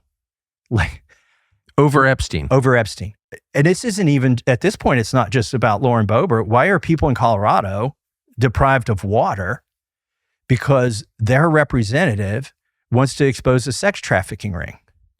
I mean, none of this makes any sense at all, because it's a losing issue for Trump, and has been. That was the beginning of the end, really. I think we're at the end of the 2024 campaign. It's just total betrayal of everything. But that began with Epstein last summer, and Trump's now famous attack on his own voters. If you think this is important to know more about Epstein, I don't want your support. Why do you think Epstein, of all issues, is the one that Donald Trump was willing to destroy his presidency over? I don't know. I did it because it was the right thing to do. Of course, I understand your motive, but right. The president pushed back. Now he's endorsed this campaign against you and your family, but really just sort of hurt himself on behalf of the memory of Jeffrey Epstein. Like, there's something here, no? Like, what is this? I think he's changed some, and the promise of Donald Trump. He's willing to negotiate on anything, including immigration. No. It's like, no problem, we'll give them citizenship. But when it comes to Epstein, it's like, no.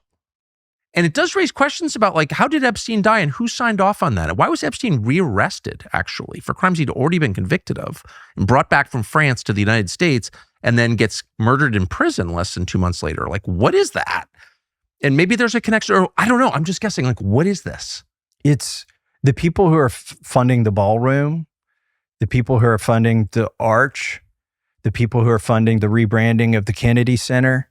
These are the people who are also funding my opponent. These are the people who have the ear of the president. These are the people who are dominating our foreign policy decisions.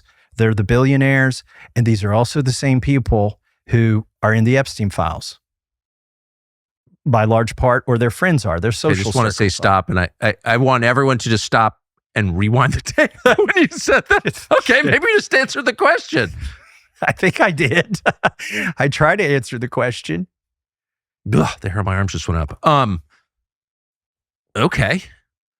So by the way, you touched on something that I want to comment on. There are still a lot of files that haven't been released. I don't care whether it's 3 million files or whether it's 300 files that they still need to get out there. But the kind of files they haven't released, they are breaking the law by not releasing them. You mean Department of Justice? Department of Justice, Todd Blanche now. And he, by the way, could be criminally prosecuted by the next Attorney General. This is the great thing about passing a law instead of issuing a subpoena. They didn't do this in Watergate. They didn't do this in Iran-Contra. They had commissions, they had committees, they had subpoenas, whether it was, Bill Clinton's issue.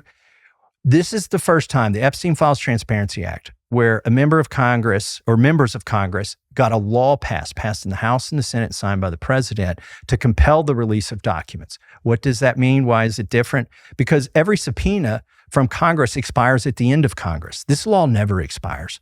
This law, unless they can get a House and a Senate and a president to repeal it, is in effect for infinity. 50 years from now, if there's an attorney general who's like cleaning out a drawer and finds some Epstein files, they have 30 days to release them. It's incumbent on, we didn't name Pam Bondi, we said the Attorney General of the United States. As long as there is an Attorney General of the United States, that cabinet position may go away before the Epstein Files Transparency Act goes away. Because it's forever. But let me tell you the category of documents that will eventually be released that haven't been released that you touched on. We said in the Epstein Files Transparency Act that you have to, the DOJ, FBI, and U.S. attorneys have to release internal memos and emails about decisions on whether to prosecute or not prosecute, about decisions on whether to investigate or not investigate. And right now, the Attorney General is claiming something called deliberative process privilege that they use when they want to keep Freedom of Information Act files from getting out or to redact them. They say that, and it's a longstanding rule for Freedom of Information Act, that the government only has to give you the final work product. They don't have to show you their math, the internal deliberations of a policy. They just have to give you the end point. But anticipating this and having served on the Judiciary Committee for a long time and having had Merrick Garland and Christopher Wray tell me, well, that's the subject of an ongoing investigation and we don't have to give you that, or that's deliberative process and we don't have to give you that. Anticipating that, I put into law that they have to give me that. And the president signed that law. And yet they are asserting that my law doesn't apply to their deliberative process privilege, and they're wrong. It won't withstand 30 minutes in a courtroom. Their legal thesis, every first-year law student knows that new laws overwrite the ones that existed before.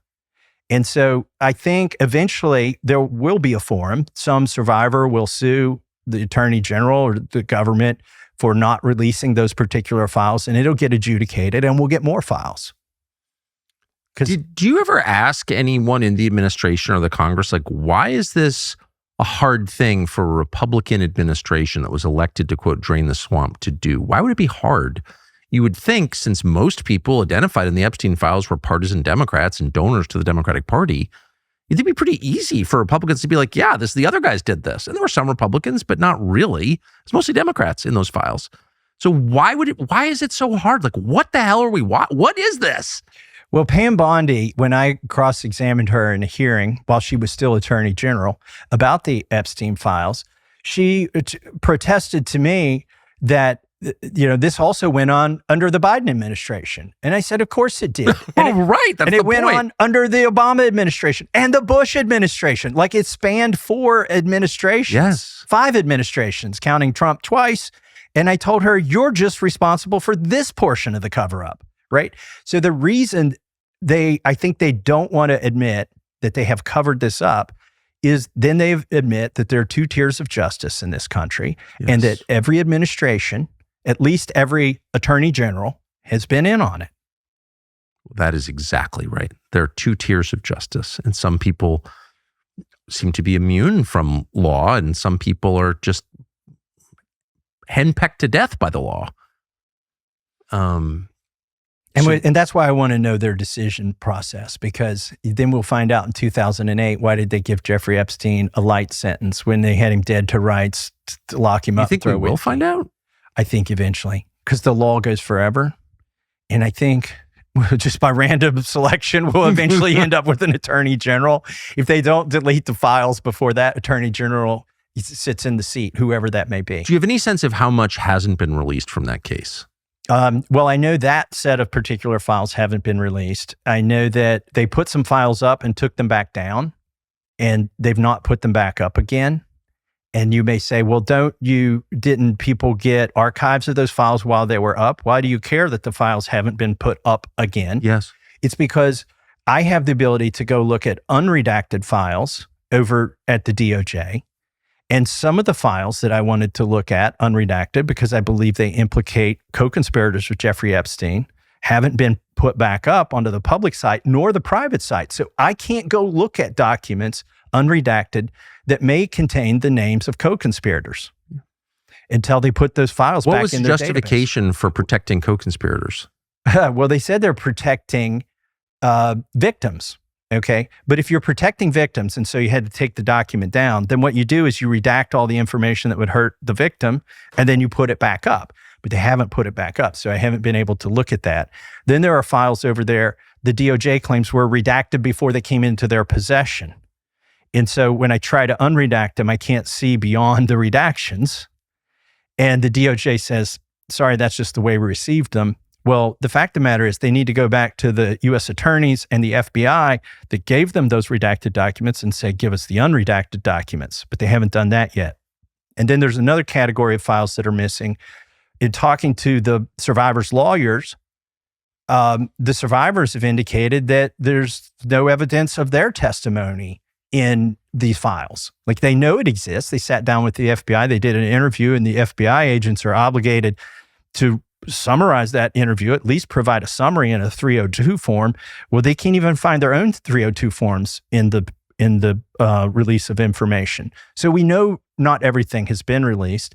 And I also know they're releasing more stuff, just quietly doing it, because when I go over there and look for things and find that they've redacted a man's name who may be a co-conspirator and threaten on the internet that they've done this, then they have released files. For instance, with Leslie Wexner.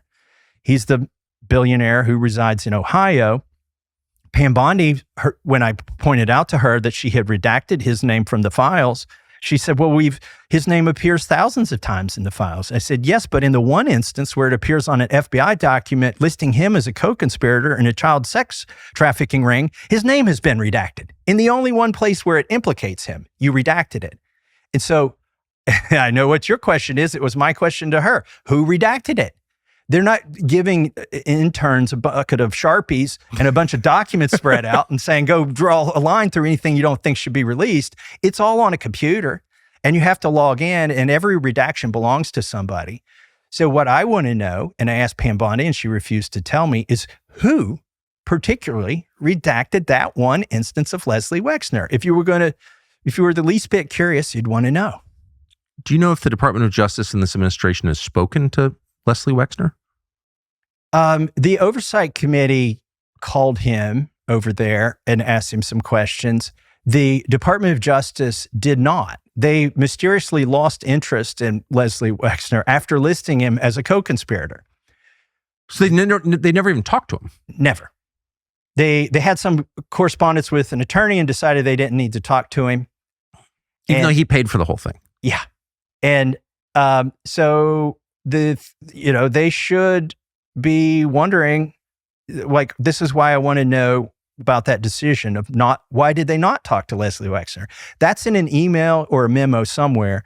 And the clear language of the law that I wrote requires them to release it, and they won't, and they haven't. And that's what we need to know, is why did they, and why do they continue to cover this stuff up?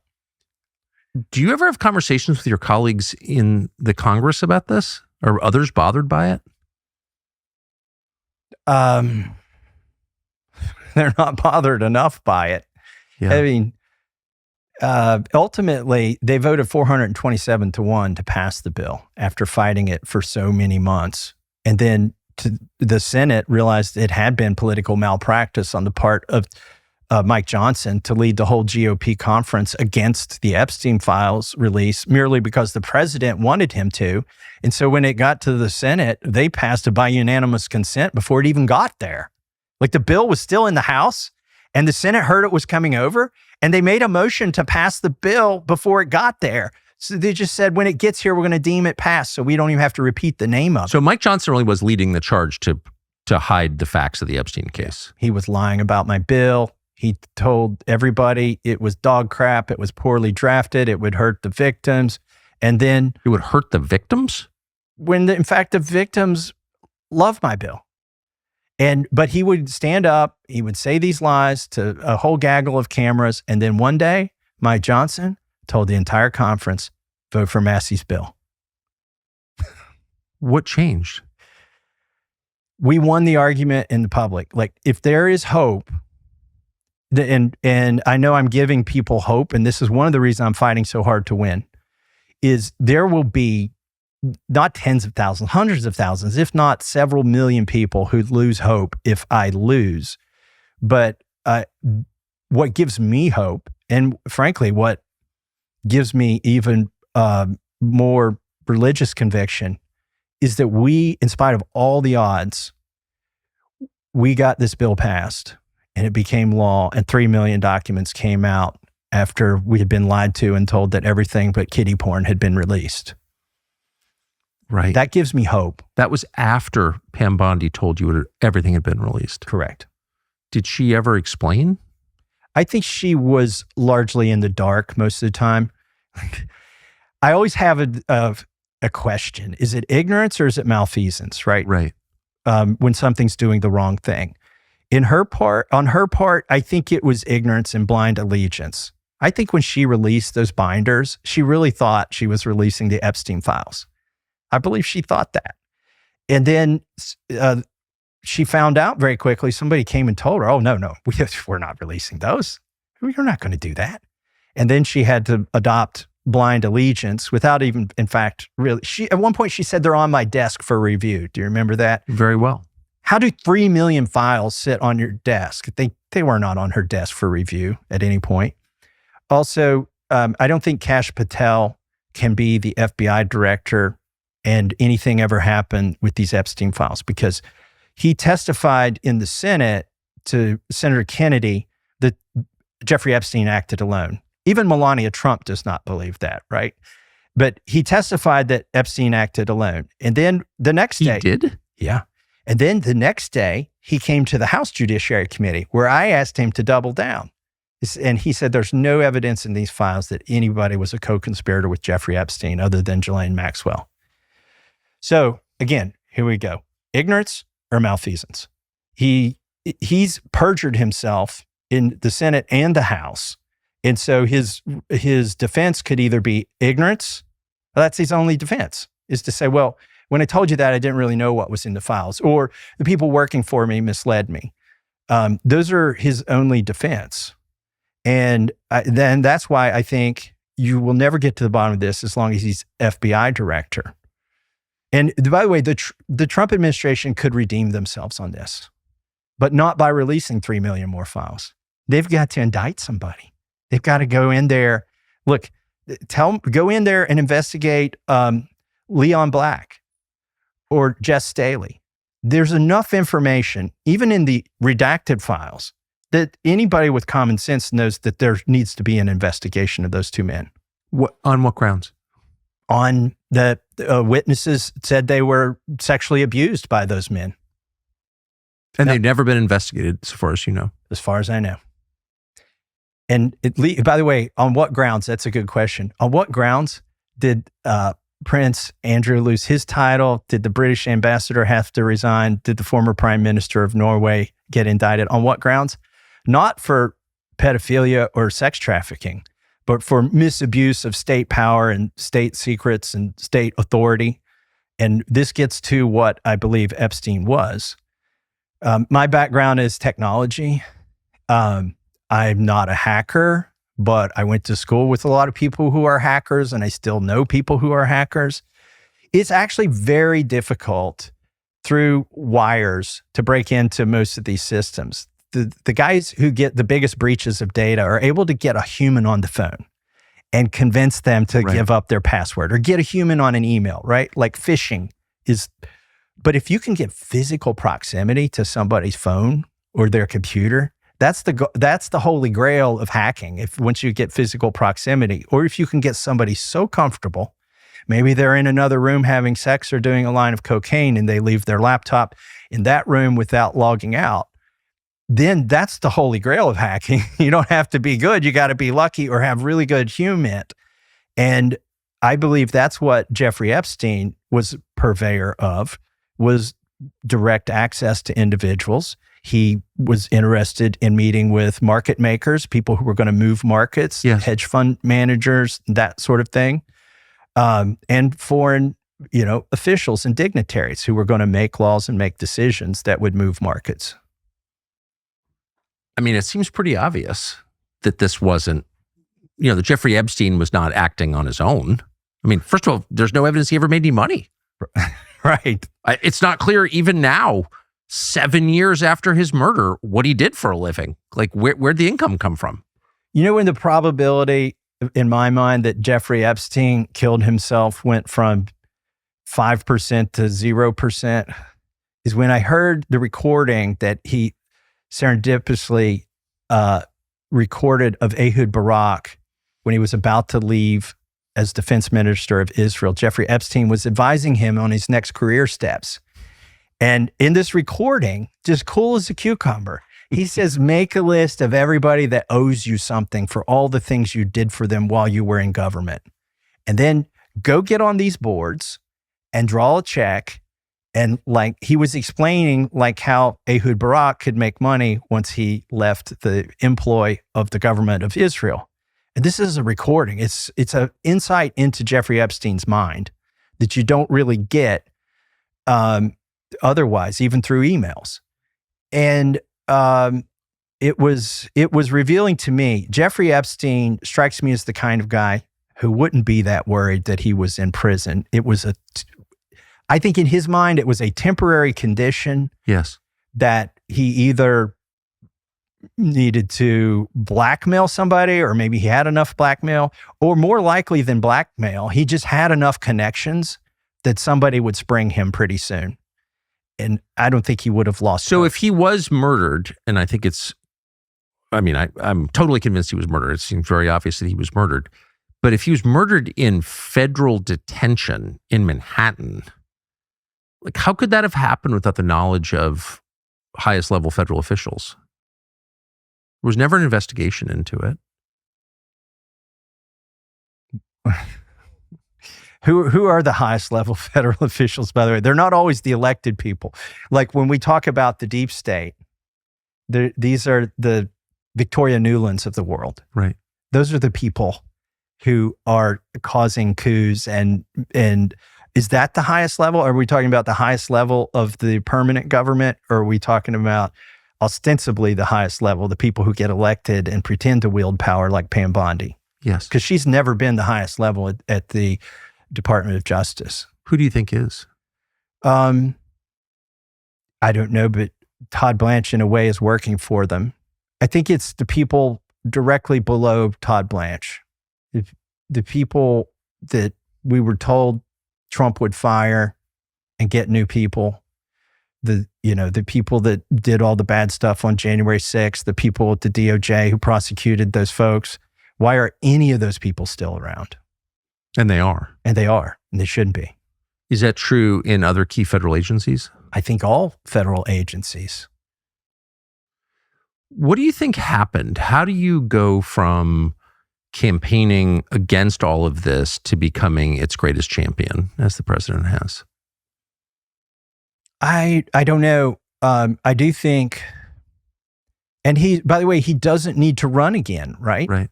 Well, exactly. People argue that term limits will work because once somebody knows they don't have to run for election again, they'll do the right thing. It'll be in their nature. Yes. And they won't be subject to taking money to get to win their next election or doing favors. They could just act in their good conscience.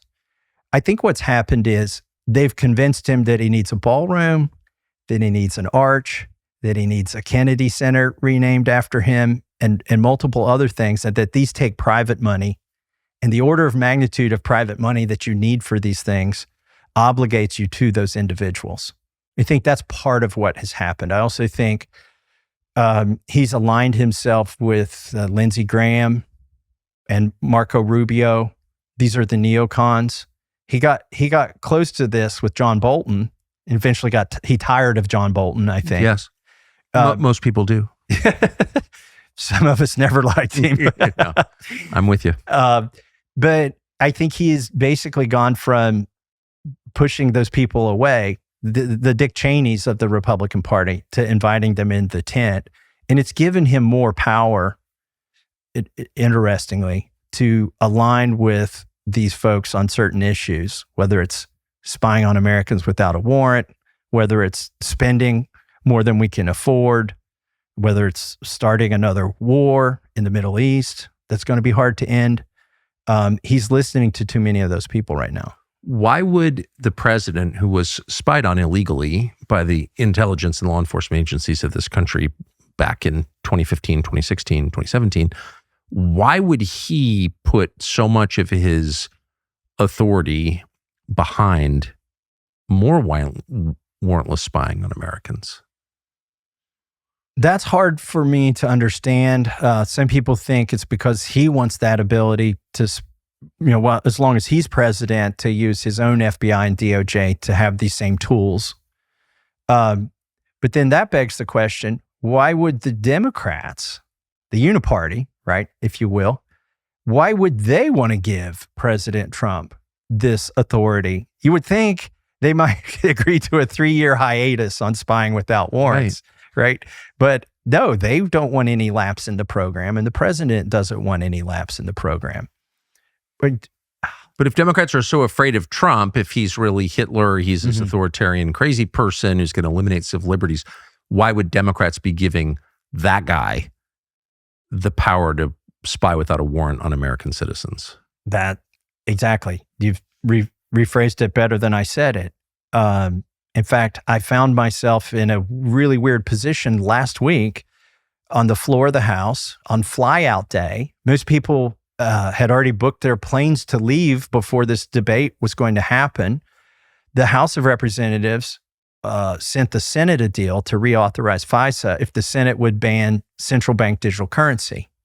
Now, I would ban central bank digital currency and not reauthorize FISA, right? But some of the Freedom Caucus decided that was an okay trade, to trade part of the Fourth Amendment for another part of the Fourth Amendment.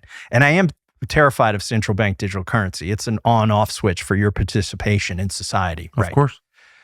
They starve you to death if you disobey. Yeah, they won't let you put gas in the tank. You won't be able to travel. They'll just, they can control everything if they can control the currency. It's bad enough. But we sent that deal to the Senate. I didn't vote for that deal, but some people did. It went to the Senate, and the Senate laughed at that deal, threw it in the trash, and sent a clean reauthorization of FISA back to the House with the 45-day expiration. And everybody but me suggested we should just let that pass by unanimous consent and folks could get on their airplanes and go home. And I said, I don't think so.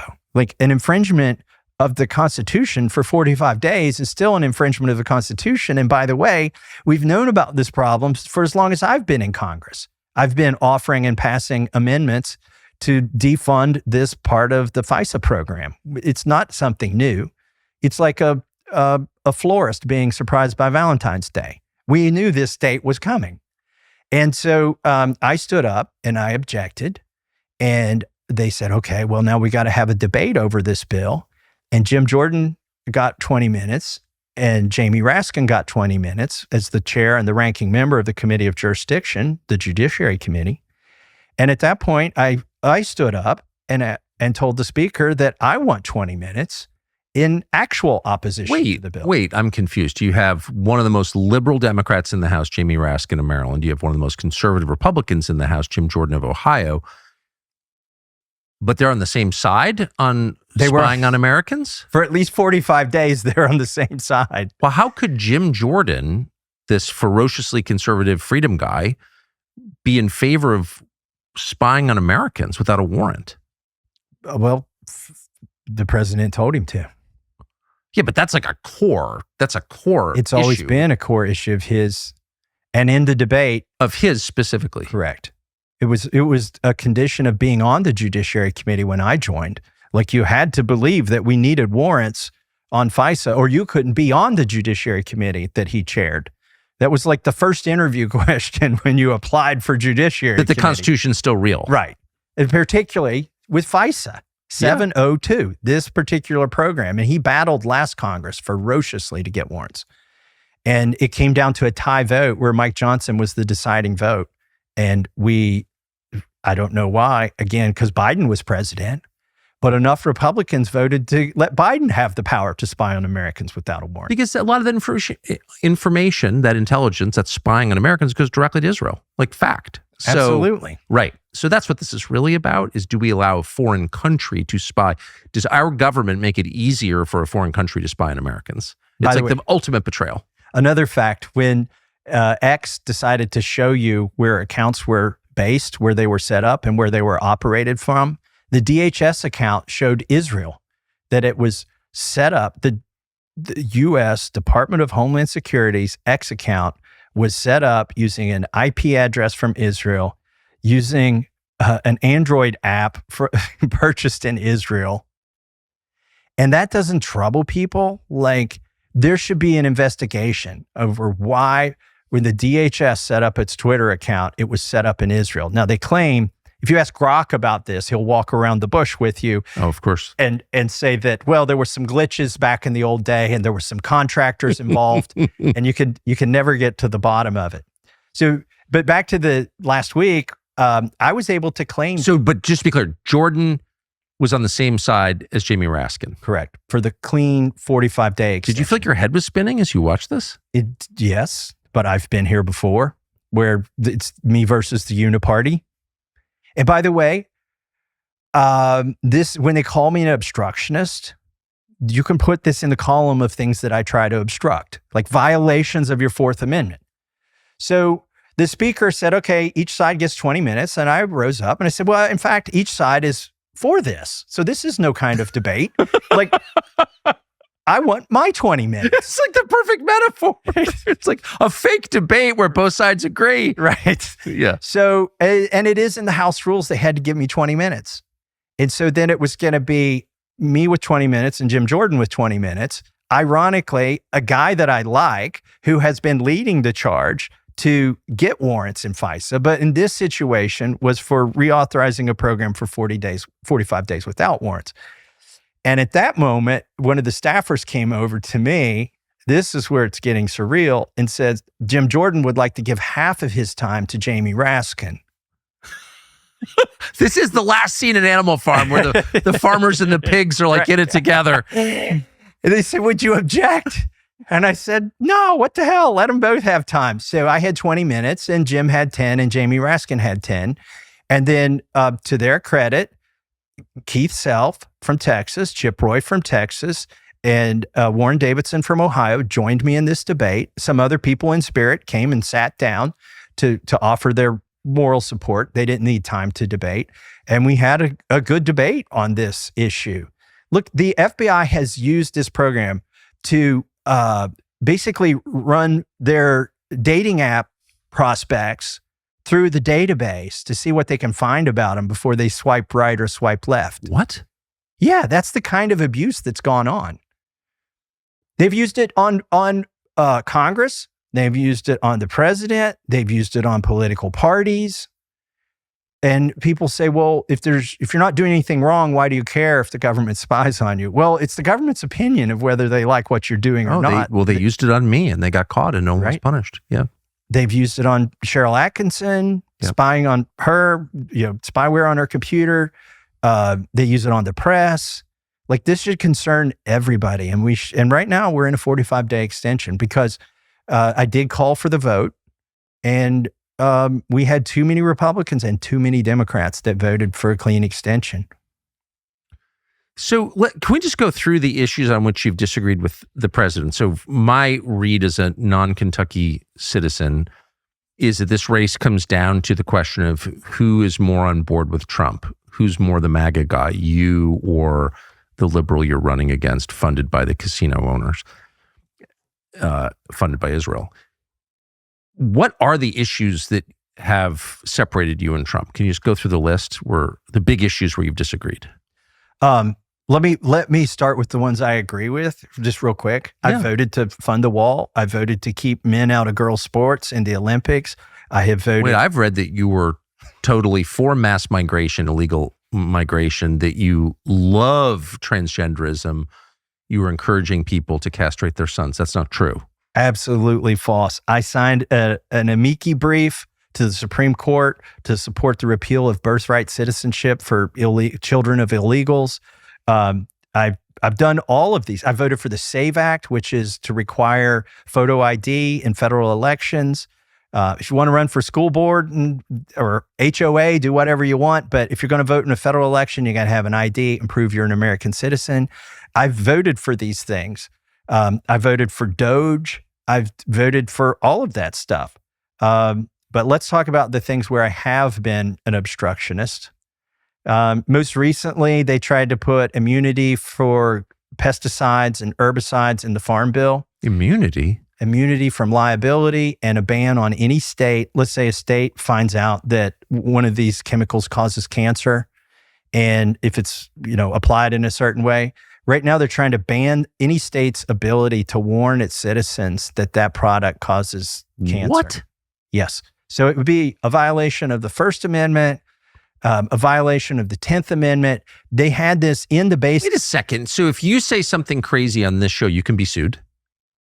But if you make some poison that gives people cancer and kills their kids, you can't be sued because you have, quote, immunity along with the vaccine makers given by Congress? Correct. And well, by the way, that's in front of the Supreme Court right now. I went and listened to the oral arguments in the Supreme Court on this issue. And they said in the oral arguments that Congress could decide this issue, right? And so it was stuck in the Farm Bill. And I did work with Democrats to offer an amendment to strip this out. Anna Paulina Luna offered an identical amendment. Her amendment was allowed a vote. And we got enough Republicans and Democrats to vote to take this out of the bill. So if you're saying that I'm an obstructionist and I work with Democrats, it is true if you're trying to poison Americans that I will cross the aisle. And then get immunity from tort law. Like, why don't I get immunity? Which is state law, by the way. This would be, the vaccine immunity is wrong. It's bad enough, but at least they pretend there's some federal court where they'll take care of the problem. Here they were proposing that you could get a venue nowhere. By the way, that's a violation of the 7th Amendment to the Constitution. It's in the Bill of Rights. It says you have a right to a jury trial. And they're taking away First Amendment, 7th Amendment, and 10th Amendment. Why would Trump want that? I think he's a busy guy. And I think he's not paying attention to this. Although I will caution listeners that when I went to the Supreme Court, it was very much like the debate that I had in Congress on FISA. There were actually 3 attorneys, not 2. Usually in the Supreme Court, there are attorneys arguing the plaintiff side and the defendant side. In this case, the U.S. DOJ joined the German company Bayer Monsanto, who makes glyphosate, in arguments. So the DOJ helped a German company make the point that they should be immune from any state liability. A German company should be immune from lawsuits by Americans if it turns out their product kills them. Correct. This is so bonkers. It's hard to believe that's. I mean, there's an argument about, is it worth it to put dangerous chemicals on farmland because maybe the benefits outweigh the risks, or I don't know. There's like an argument. What could possibly be the argument for stripping people's rights to redress if the product is faulty? It's because or dangerous. We've got corporate capture of the EPA. And so the EPA was set up ostensibly to protect people and the environment, but now they've morphed into an organization that would give immunity.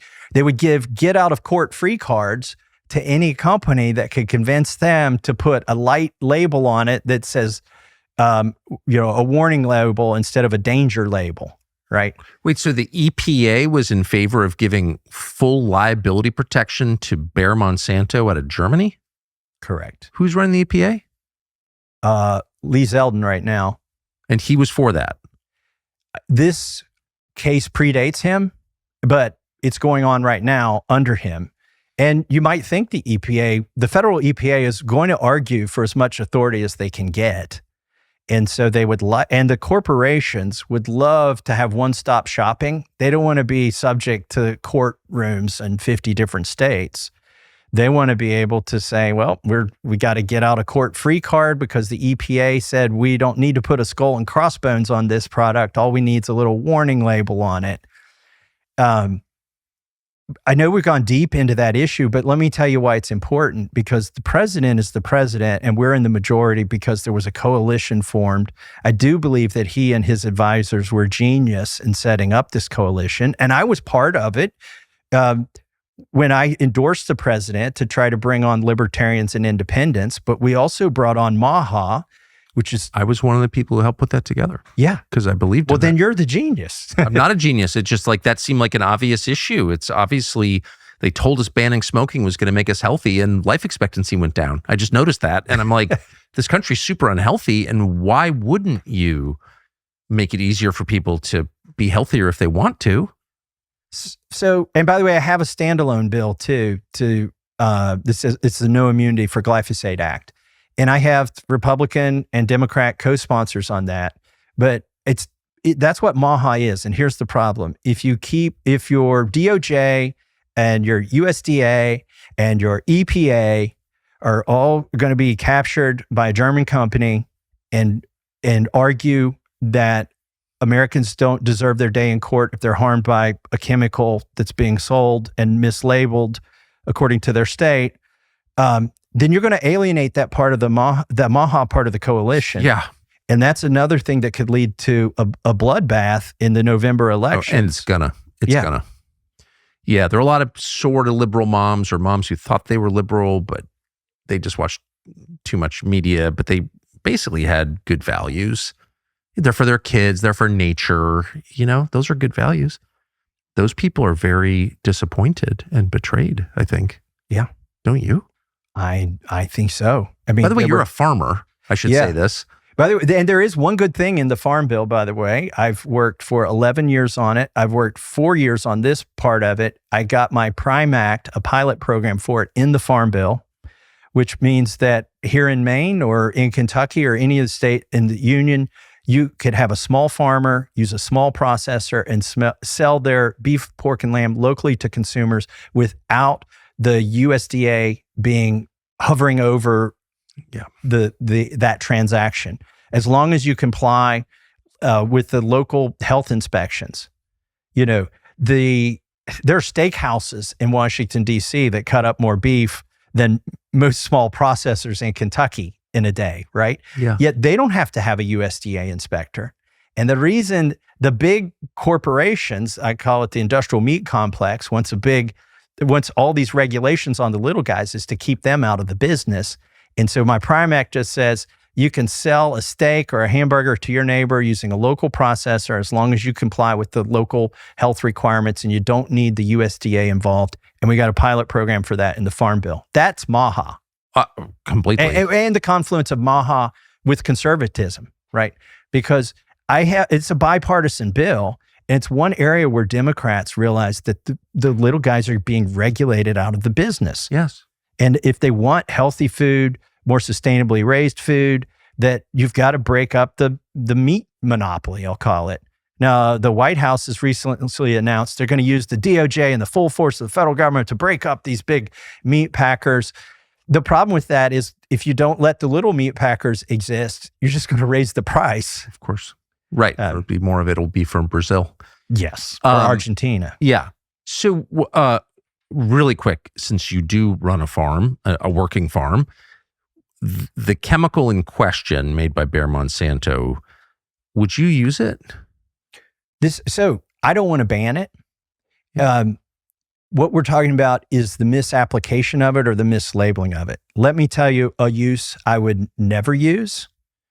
So I don't do it, but I would spray fence lines with it. Yep. If you had a respirator and something like that to kill weeds in the fence line. Yep. I would not spray my fields with it because I'm afraid that the residue from that might be taken up in the meat. I would not tell my neighbor, you can't kill the weeds so that you can do no-till farming of your corn, okay? But here's one place where I would never, ever use it, and I don't think it should be legal. They spray it on ripe wheat to dry it out before they harvest it. Like, this is the food you're going to eat. It's like the next step is to grind it and bake it into bread. And they are just one step away from you eating it, and they're spraying it with glyphosate, the whole plant, so that it will die quickly and dry out quickly and save them some money. Maybe they can get the next crop in there 4 days earlier into that land. And and by the way, that's been banned in Europe, but not here in the United States. And they say, oh, Congressman Massie, this is only used on 3% of the wheat crops in the United States. First of all, I don't believe that. But if it is true, then why don't we just grow something else there in that 3% where it's too wet to grow wheat? Why don't we grow soybeans or something instead of wheat at that place, or something you don't need glyphosate to dry it out with? Or maybe you'll get 80 or 90% of the yield you would have gotten if you hadn't sprayed poison on it to dry it out quickly. That's disgusting. So I do think there are areas where I wouldn't ban it, but I wouldn't tell my neighbors you can't use it, but the company needs to have the right label on it. And if we know scientifically that it can cause harm, that needs to be disclosed so that the farmers who are using it, I think it's a threat to the farmers more so than the consumers. Well, the ones I know are afraid of it, but it's also effective. And so they do use it on fence lines, for example. So glyphosate, warrantless spying, Epstein. What are the other issues on which you've disagreed with the president? Spending. So this is probably my biggest issue. And people want to know why food's so expensive, why is housing so expensive, why is fuel so expensive, why did things get so expensive so quickly? And it started back during COVID. We put spending into overdrive. We used to say that we're a free market economy and we're not socialist because we spend 20% or 24% of GDP, the federal government things. And that Europe is socialist because they spend 30% or more. Well, during COVID, we jumped up to like 35%. We were clearly, if there's a spectrum and you draw a line on it and say above this much federal spending is socialism and below this is not, we crossed that line for several years after COVID.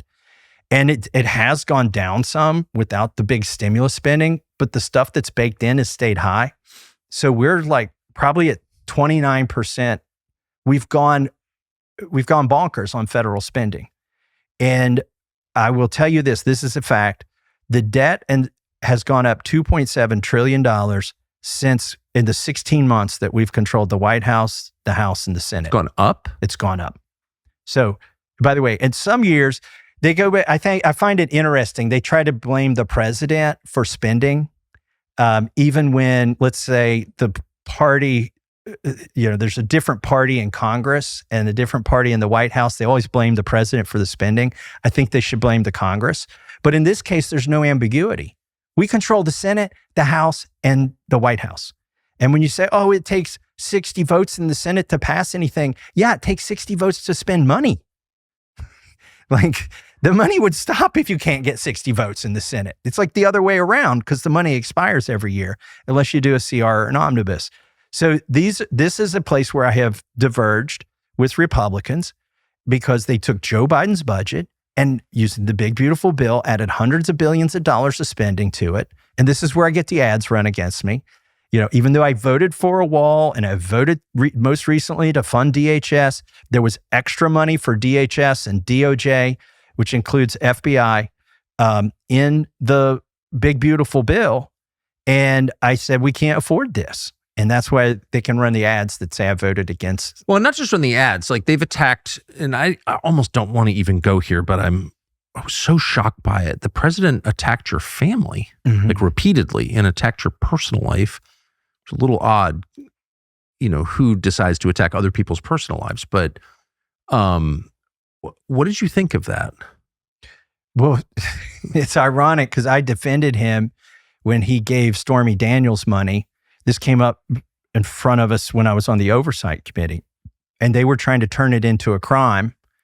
And because they said he should have run it through a campaign account instead of paying her personally, but I can tell you this, if I told my treasurer I wanted to pay some woman to be quiet with my campaign money, he would say, no, you'll go to jail for that. Yeah. So they were actually trying to prosecute the president because he didn't do it a certain way, which certainly would have gotten him in jail, right?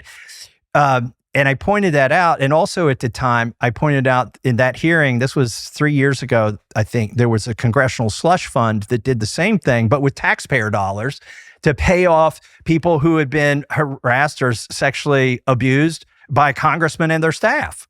And nobody wanted to hear that in that hearing, but I blew the whistle on that too. What happened to the slush fund? We were able to recently force a vote on disclosing, not getting not getting rid of the slush fund, just saying which offices have paid out of this slush fund. And it failed because Republicans and Democrats voted against the measure to disclose the names on the slush fund. So it still exists. It still exists. And if I'm a member of Congress and I get sued for sexual harassment or blackmailed, I can use tax dollars to pay off the accuser. They pay off the accuser to avoid the lawsuit, because if it becomes a lawsuit, then it's public. And by the way, I'm calling it a slush fund, and it's appropriate to do that because every congressional office gets a budget every year. We have to divide it among office expense and salaries and travel and postage and, toner cartridges. we don't even have to take it out of that money if you trying to pay off a claim before it goes to court. It comes out of an extra fund that's just got money somewhere. Anyways, we failed on that, but I'm the one that exposed that in the context of defending Donald Trump from the Stormy Daniels allegations that they had tried. It was a tortured legal logic they were trying to come up with to convict him of something. And yet he has turned around and in one social media post, dishonored my late wife, dishonored me, and dishonored my current wife by alleging that I shouldn't have gotten remarried. I got remarried 16 months after my wife passed away. I think this is common among men who are widowers who have wonderful marriages. If you seek that out, you find out that, you know what, God had a good idea here when he created man and woman, and that you're better off in a monogamous relationship where two people care about each other. And when one gets sick, the other takes care of that person. And so I sought that out again, but the president, who himself has had affairs, I've never had an affair. I'm faithful to my wife we were together 35 years, married 31 years, high school sweethearts. Here's somebody who I defended when he was trying to cover up his affair, criticizing the fact that I got remarried in a church, in the eyes of God, according to Christian religion. But I didn't retaliate. I didn't tweet back. My wife tells me it's my fault anyway. I should have invited him to the wedding. And that's why he's mad that he didn't. Well, you're a good man to laugh about it, but that's a pretty heavy thing to say about somebody. He called me a moron at the prayer breakfast. Well, that's funny because you're obviously not a moron. Well, and so I said, I'm glad I'm in his prayers. Because it obviously wasn't a prayer he was saying at the prayer breakfast. I think what's so revealing about all of this is you've never attacked him personally. You don't seem mad at him personally. Nope. You're aligned on the issues that I think most people who voted for Trump in 2024 really believed in. You're way more America first than anything this current administration is doing. And he's mad at you because of like Epstein and spending. Right. Those are my main infractions. And those are things that he and I both campaigned on and promised to eliminate, to disclose the Epstein files and to eliminate the wasteful spending. And I'm just trying to keep my promises to the people that I represent. And he's keeping his promises to AIPAC. So what do you think is going to happen? In my race? Yeah. It's going to be really close. It's going to depend on turnout. And I think the most stark difference that we can discern in the crosstabs, when you do polling, if you've ever been polled, maybe people haven't got to look at the results of a full poll, but there's 200 pages of crosstabs that come from a poll when you just poll 500 people. Because at the end of the poll, you ask, what's your race? What's your religion? How old are you? If sometimes in the poll you ask the income, your household income, and you look at the crosstabs and try to find out, is there a group of people we're doing better with or worse with? What do we have to work on? And the most stark contrast in my crosstabs is age. And if under 40, I win like 80-20. 80-20? It's like, it doesn't even look real. Okay. And those folks are getting their news from social media, from podcasts, from you, I think. Between 40 and 65, I do really well. That's the age group you and I are in. Yes. Those people, I think, watch the news, but they're suspicious of what they see. And then the folks, not all of them, but I'm not doing that well with 65 and up. And I think that's because they're watching Fox News 24/7. And Fox News has blocked me out.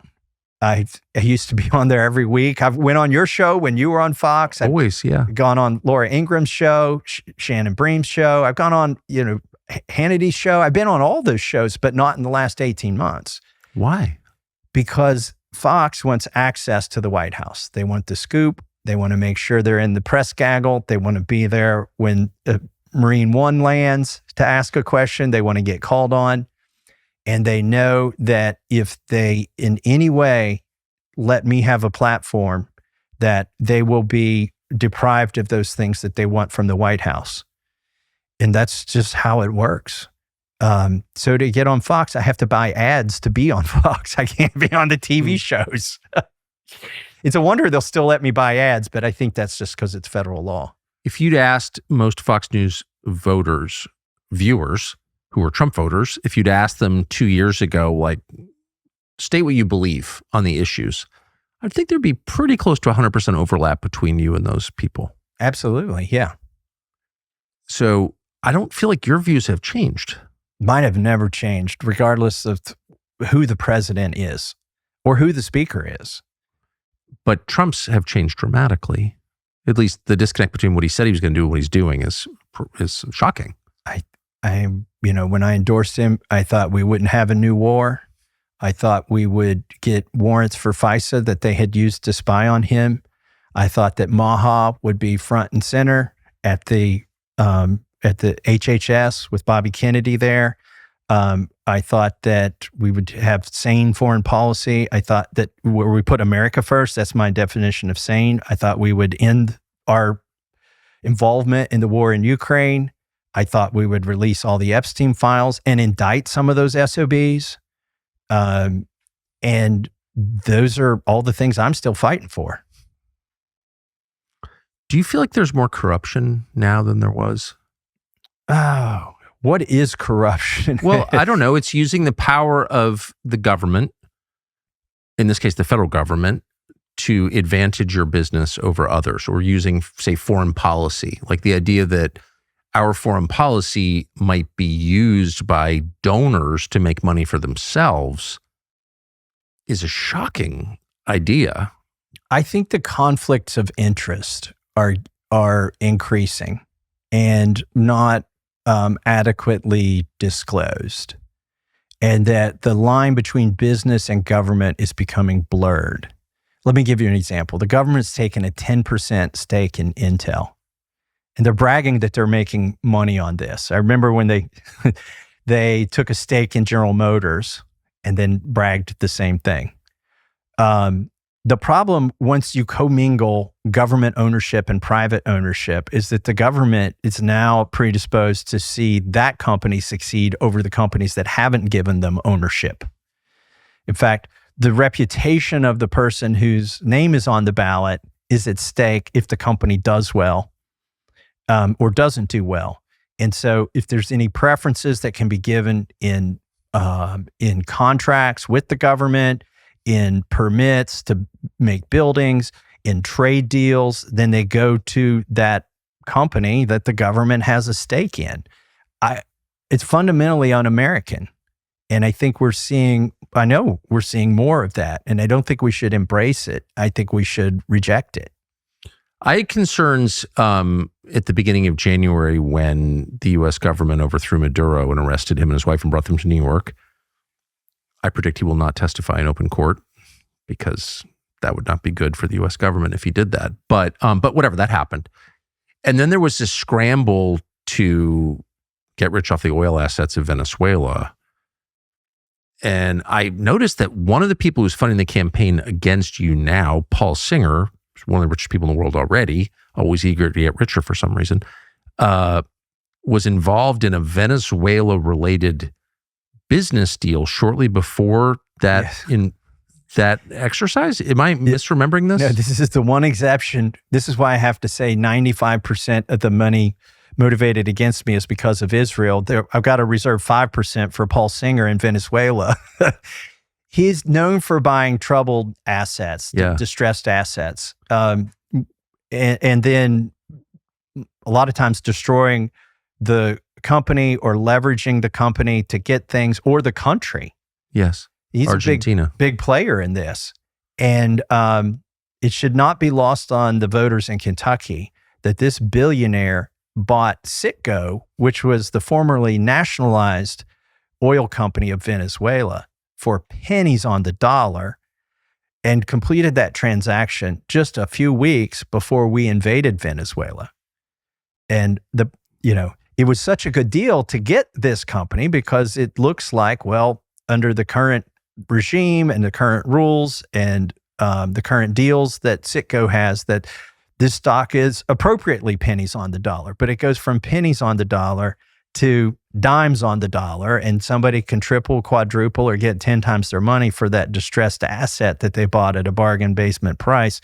If the political forces change, and then the U.S. government, in fact, the U.S. military gets involved in making sure that Citgo's assets are safe and can be producing oil and refining it into gasoline. So if you can ask an AI, this is one of the cool things about AI, right? Like if you're sitting at home watching this, ask how much money did Paul Singer stand to make by the U.S. invasion of Venezuela? And it will tell you he stands to make, at least when I queried it, he stands to make more than anybody else on the overthrow of Maduro, and that it could be in the billions of dollars. And this is the guy who's paying for the ad that says, I'm having a throuple with AOC and Ilhan Omar, and running the AI of it in Kentucky so that the older people who still think that AI is artificial insemination for their cattle are going to wonder how that was created with artificial insemination. And that's like from start to finish. That's the corruption. There it is. And they're going to try to buy this seat. And if they get away with it, it's like, this is a referendum. I don't think you're going to vote your way out of this. If I lose, I think it's bleak.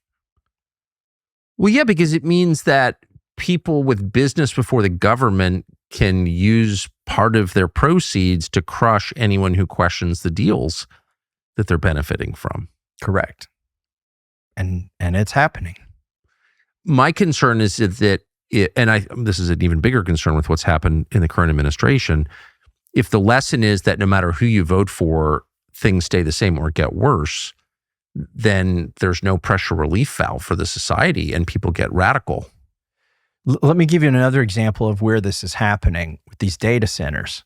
So twice I have seen and stopped special provisions from being inserted into U.S. law to help data centers over all other types of businesses. In the big, beautiful bill, Marjorie Taylor Greene and I noticed that there was a couple pages that would give immunity for these data centers from state law, like all state law, but also went down to the local level, including planning and zoning. So in other words, they were trying to get in the big, beautiful bill a federal law that wouldn't just trample states' rights, abilities to regulate AI, but it would trample your local city commission or planning commission or county commission from being able to decide where the smokestacks and the cul-de-sacs go and keeping them separate. And so we fought and got that taken out of the bill. The margin of passing the big, beautiful bill was so slim that we were able to insist that they take that out there. Marjorie withheld her vote until they took it out. And then most recently, in the Judiciary Committee, which has no jurisdiction over the EPA, I was sitting there in a markup. That's where you bring like 8 bills in front of the committee, and you're going to sit there for several hours, and you're going to debate and amend the bills in the Committee of Jurisdiction. And like the 6th bill out of 8 was to give immunity from lawsuits, from environmental lawsuits, to data centers. And then immunity for data centers? For data centers. So I leaned over to a few of the Republicans on that committee, and they said, "Did you see this bill? What is this bill about?" And then I asked Grok, I'm like, which 5 companies would benefit the most from this bill? And I mean, that's the great thing about AI. It said Oracle, Amazon, AWS, like it gave you 5 companies. Now, Grok didn't incriminate itself. I didn't expect it would, but Grok probably benefits from data centers. You think? So I'm surprised it was as honest as it was to me. And so what I did is in real time in this hearing, I tweeted that these are the 5 companies that are going to benefit from this special provision of law if it happens. I also said that, look, there's 8 environmental laws here that it cites and I may not even agree with these environmental laws, but if we're going to give a reprieve, if we're going to give anybody relief from it, we need to give farmers and factories relief, and house builders the same kind of relief that you're proposing to give the data centers.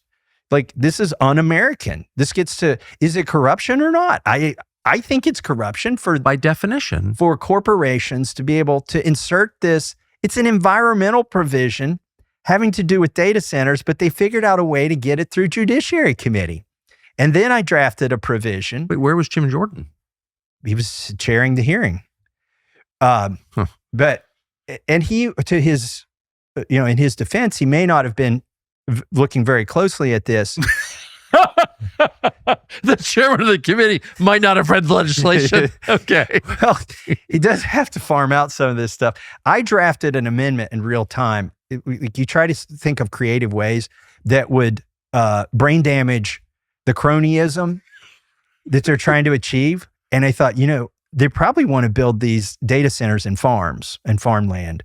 And so I drafted an amendment that said, okay, if this bill passes, excluded is any data center built in farmland, which if I had gotten that successfully passed, right, which I think would have been a popular amendment, and I probably could have got enough votes for it.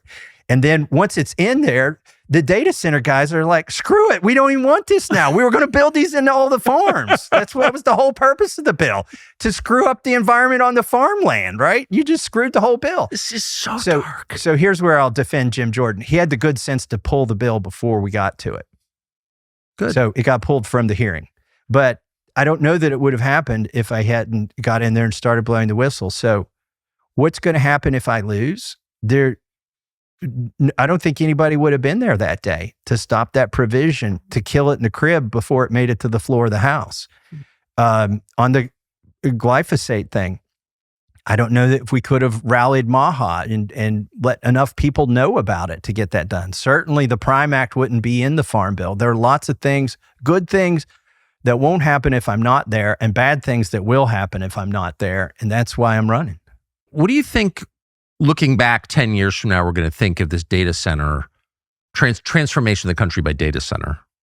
I think these are going to be buildings at some point with vines growing on them, with wild animals crawling through the roofs and the rotted outdoors. Because unlike farming, which is something we've been doing for thousands of years, these data centers, they're going to be obsolete in 10 or 20 years. It'll be in outer space. Like, Elon's already got a plan to put them up there where they can get 100% solar all the time. They get the energy and they beam the answer back to Earth. I think it's a desecration of the planet that is, we're going to have a hangover while you and I are still alive, looking at these things and wondering, well, what can we do with this empty shell that was purpose-built? They won't last as long as the steel mills of Gary, Indiana. Right. It's all folly. It's disgusting. So I want to end with a story that's like not maybe a world historic story, but it's just such a metaphor for everything. And that's legislation that recently passed that allows big companies and the government to spy on you in your car. Well, it was your car. It's now their car, apparently, while you're in it. Will you describe what this is, the technology, the legislation, and your position on it? So in the Infrastructure Investment and Jobs Act that was passed under Biden, like tons of money thrown at things that aren't really infrastructure. They also included some new mandates.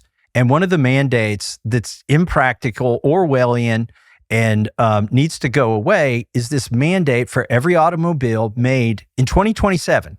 Like, we're just a few months away from this, to be able to shut itself off. Every car has to be able to judge your driving and shut down if it thinks you're impaired. And this isn't like the thing that, if you've been convicted of a DUI that you have to blow into to prove that you're not, inebriated. This will judge your driving. I've been fighting this ever since. I've been fighting this for years. I've fought it in the Transportation Committee, which I serve on. I've cross-examined the NHTSA people who are responsible for this. They will admit to me it can't work. It won't work right. I had a woman who testified that there are about 1 billion car trips a day. if the success rate of this technology is 99.9%, that means there's going to be 1 million cars that won't start on any given day. And I pointed out to her, well, it's not the car not starting, because the technology actually stops you mid-trip. So the car's going to, I guess it's going to pull you over, and On the highway? on the highway, you could be a mom with kids because you swerved a deer and then you got in the breakdown lane because an ambulance went by. How does the car know? By the way, it's going to have to know what road you're on. The technology they're proposing will watch your face. It'll look for your gaze. It'll look at your pupils. It'll look at your posture. It'll look where your hands are and judge whether you are competent to drive or not. My question that I've asked over and over, I can't get an answer to, is if the AI in the dashboard and the cameras in your dashboard is the judge, the jury, and the executioner, and you get pulled over on the side of the road and you're a mom with a minivan full of kids, how do you appeal your sentence? Who's going to start the car back up? Do you press a button and plead with another AI? But a machine is watching you on behalf of your overlords in your own car. If the North Koreans did this, we would say this is like classic Stalinist hellscape, right? Right. I don't even think the Chinese have proposed this yet. It's ridiculous. And, I wouldn't trust the government with this power. But why? Who could possibly be for that? It's a coalition. Mothers Against Drunk Driving, and parents, like they will bring, if you oppose this Orwellian scenario, they will bring to your office a very sad situation. They'll bring, constituents who've had kids that died at the hands of drunk drivers. Right. And it's tough to tell them that this technology isn't going to work. So congressmen won't tell them that. It's tough to tell them there are better ways to stop drunk driving or to prevent this. We don't even happening. prosecute drunk driving when illegal aliens do it.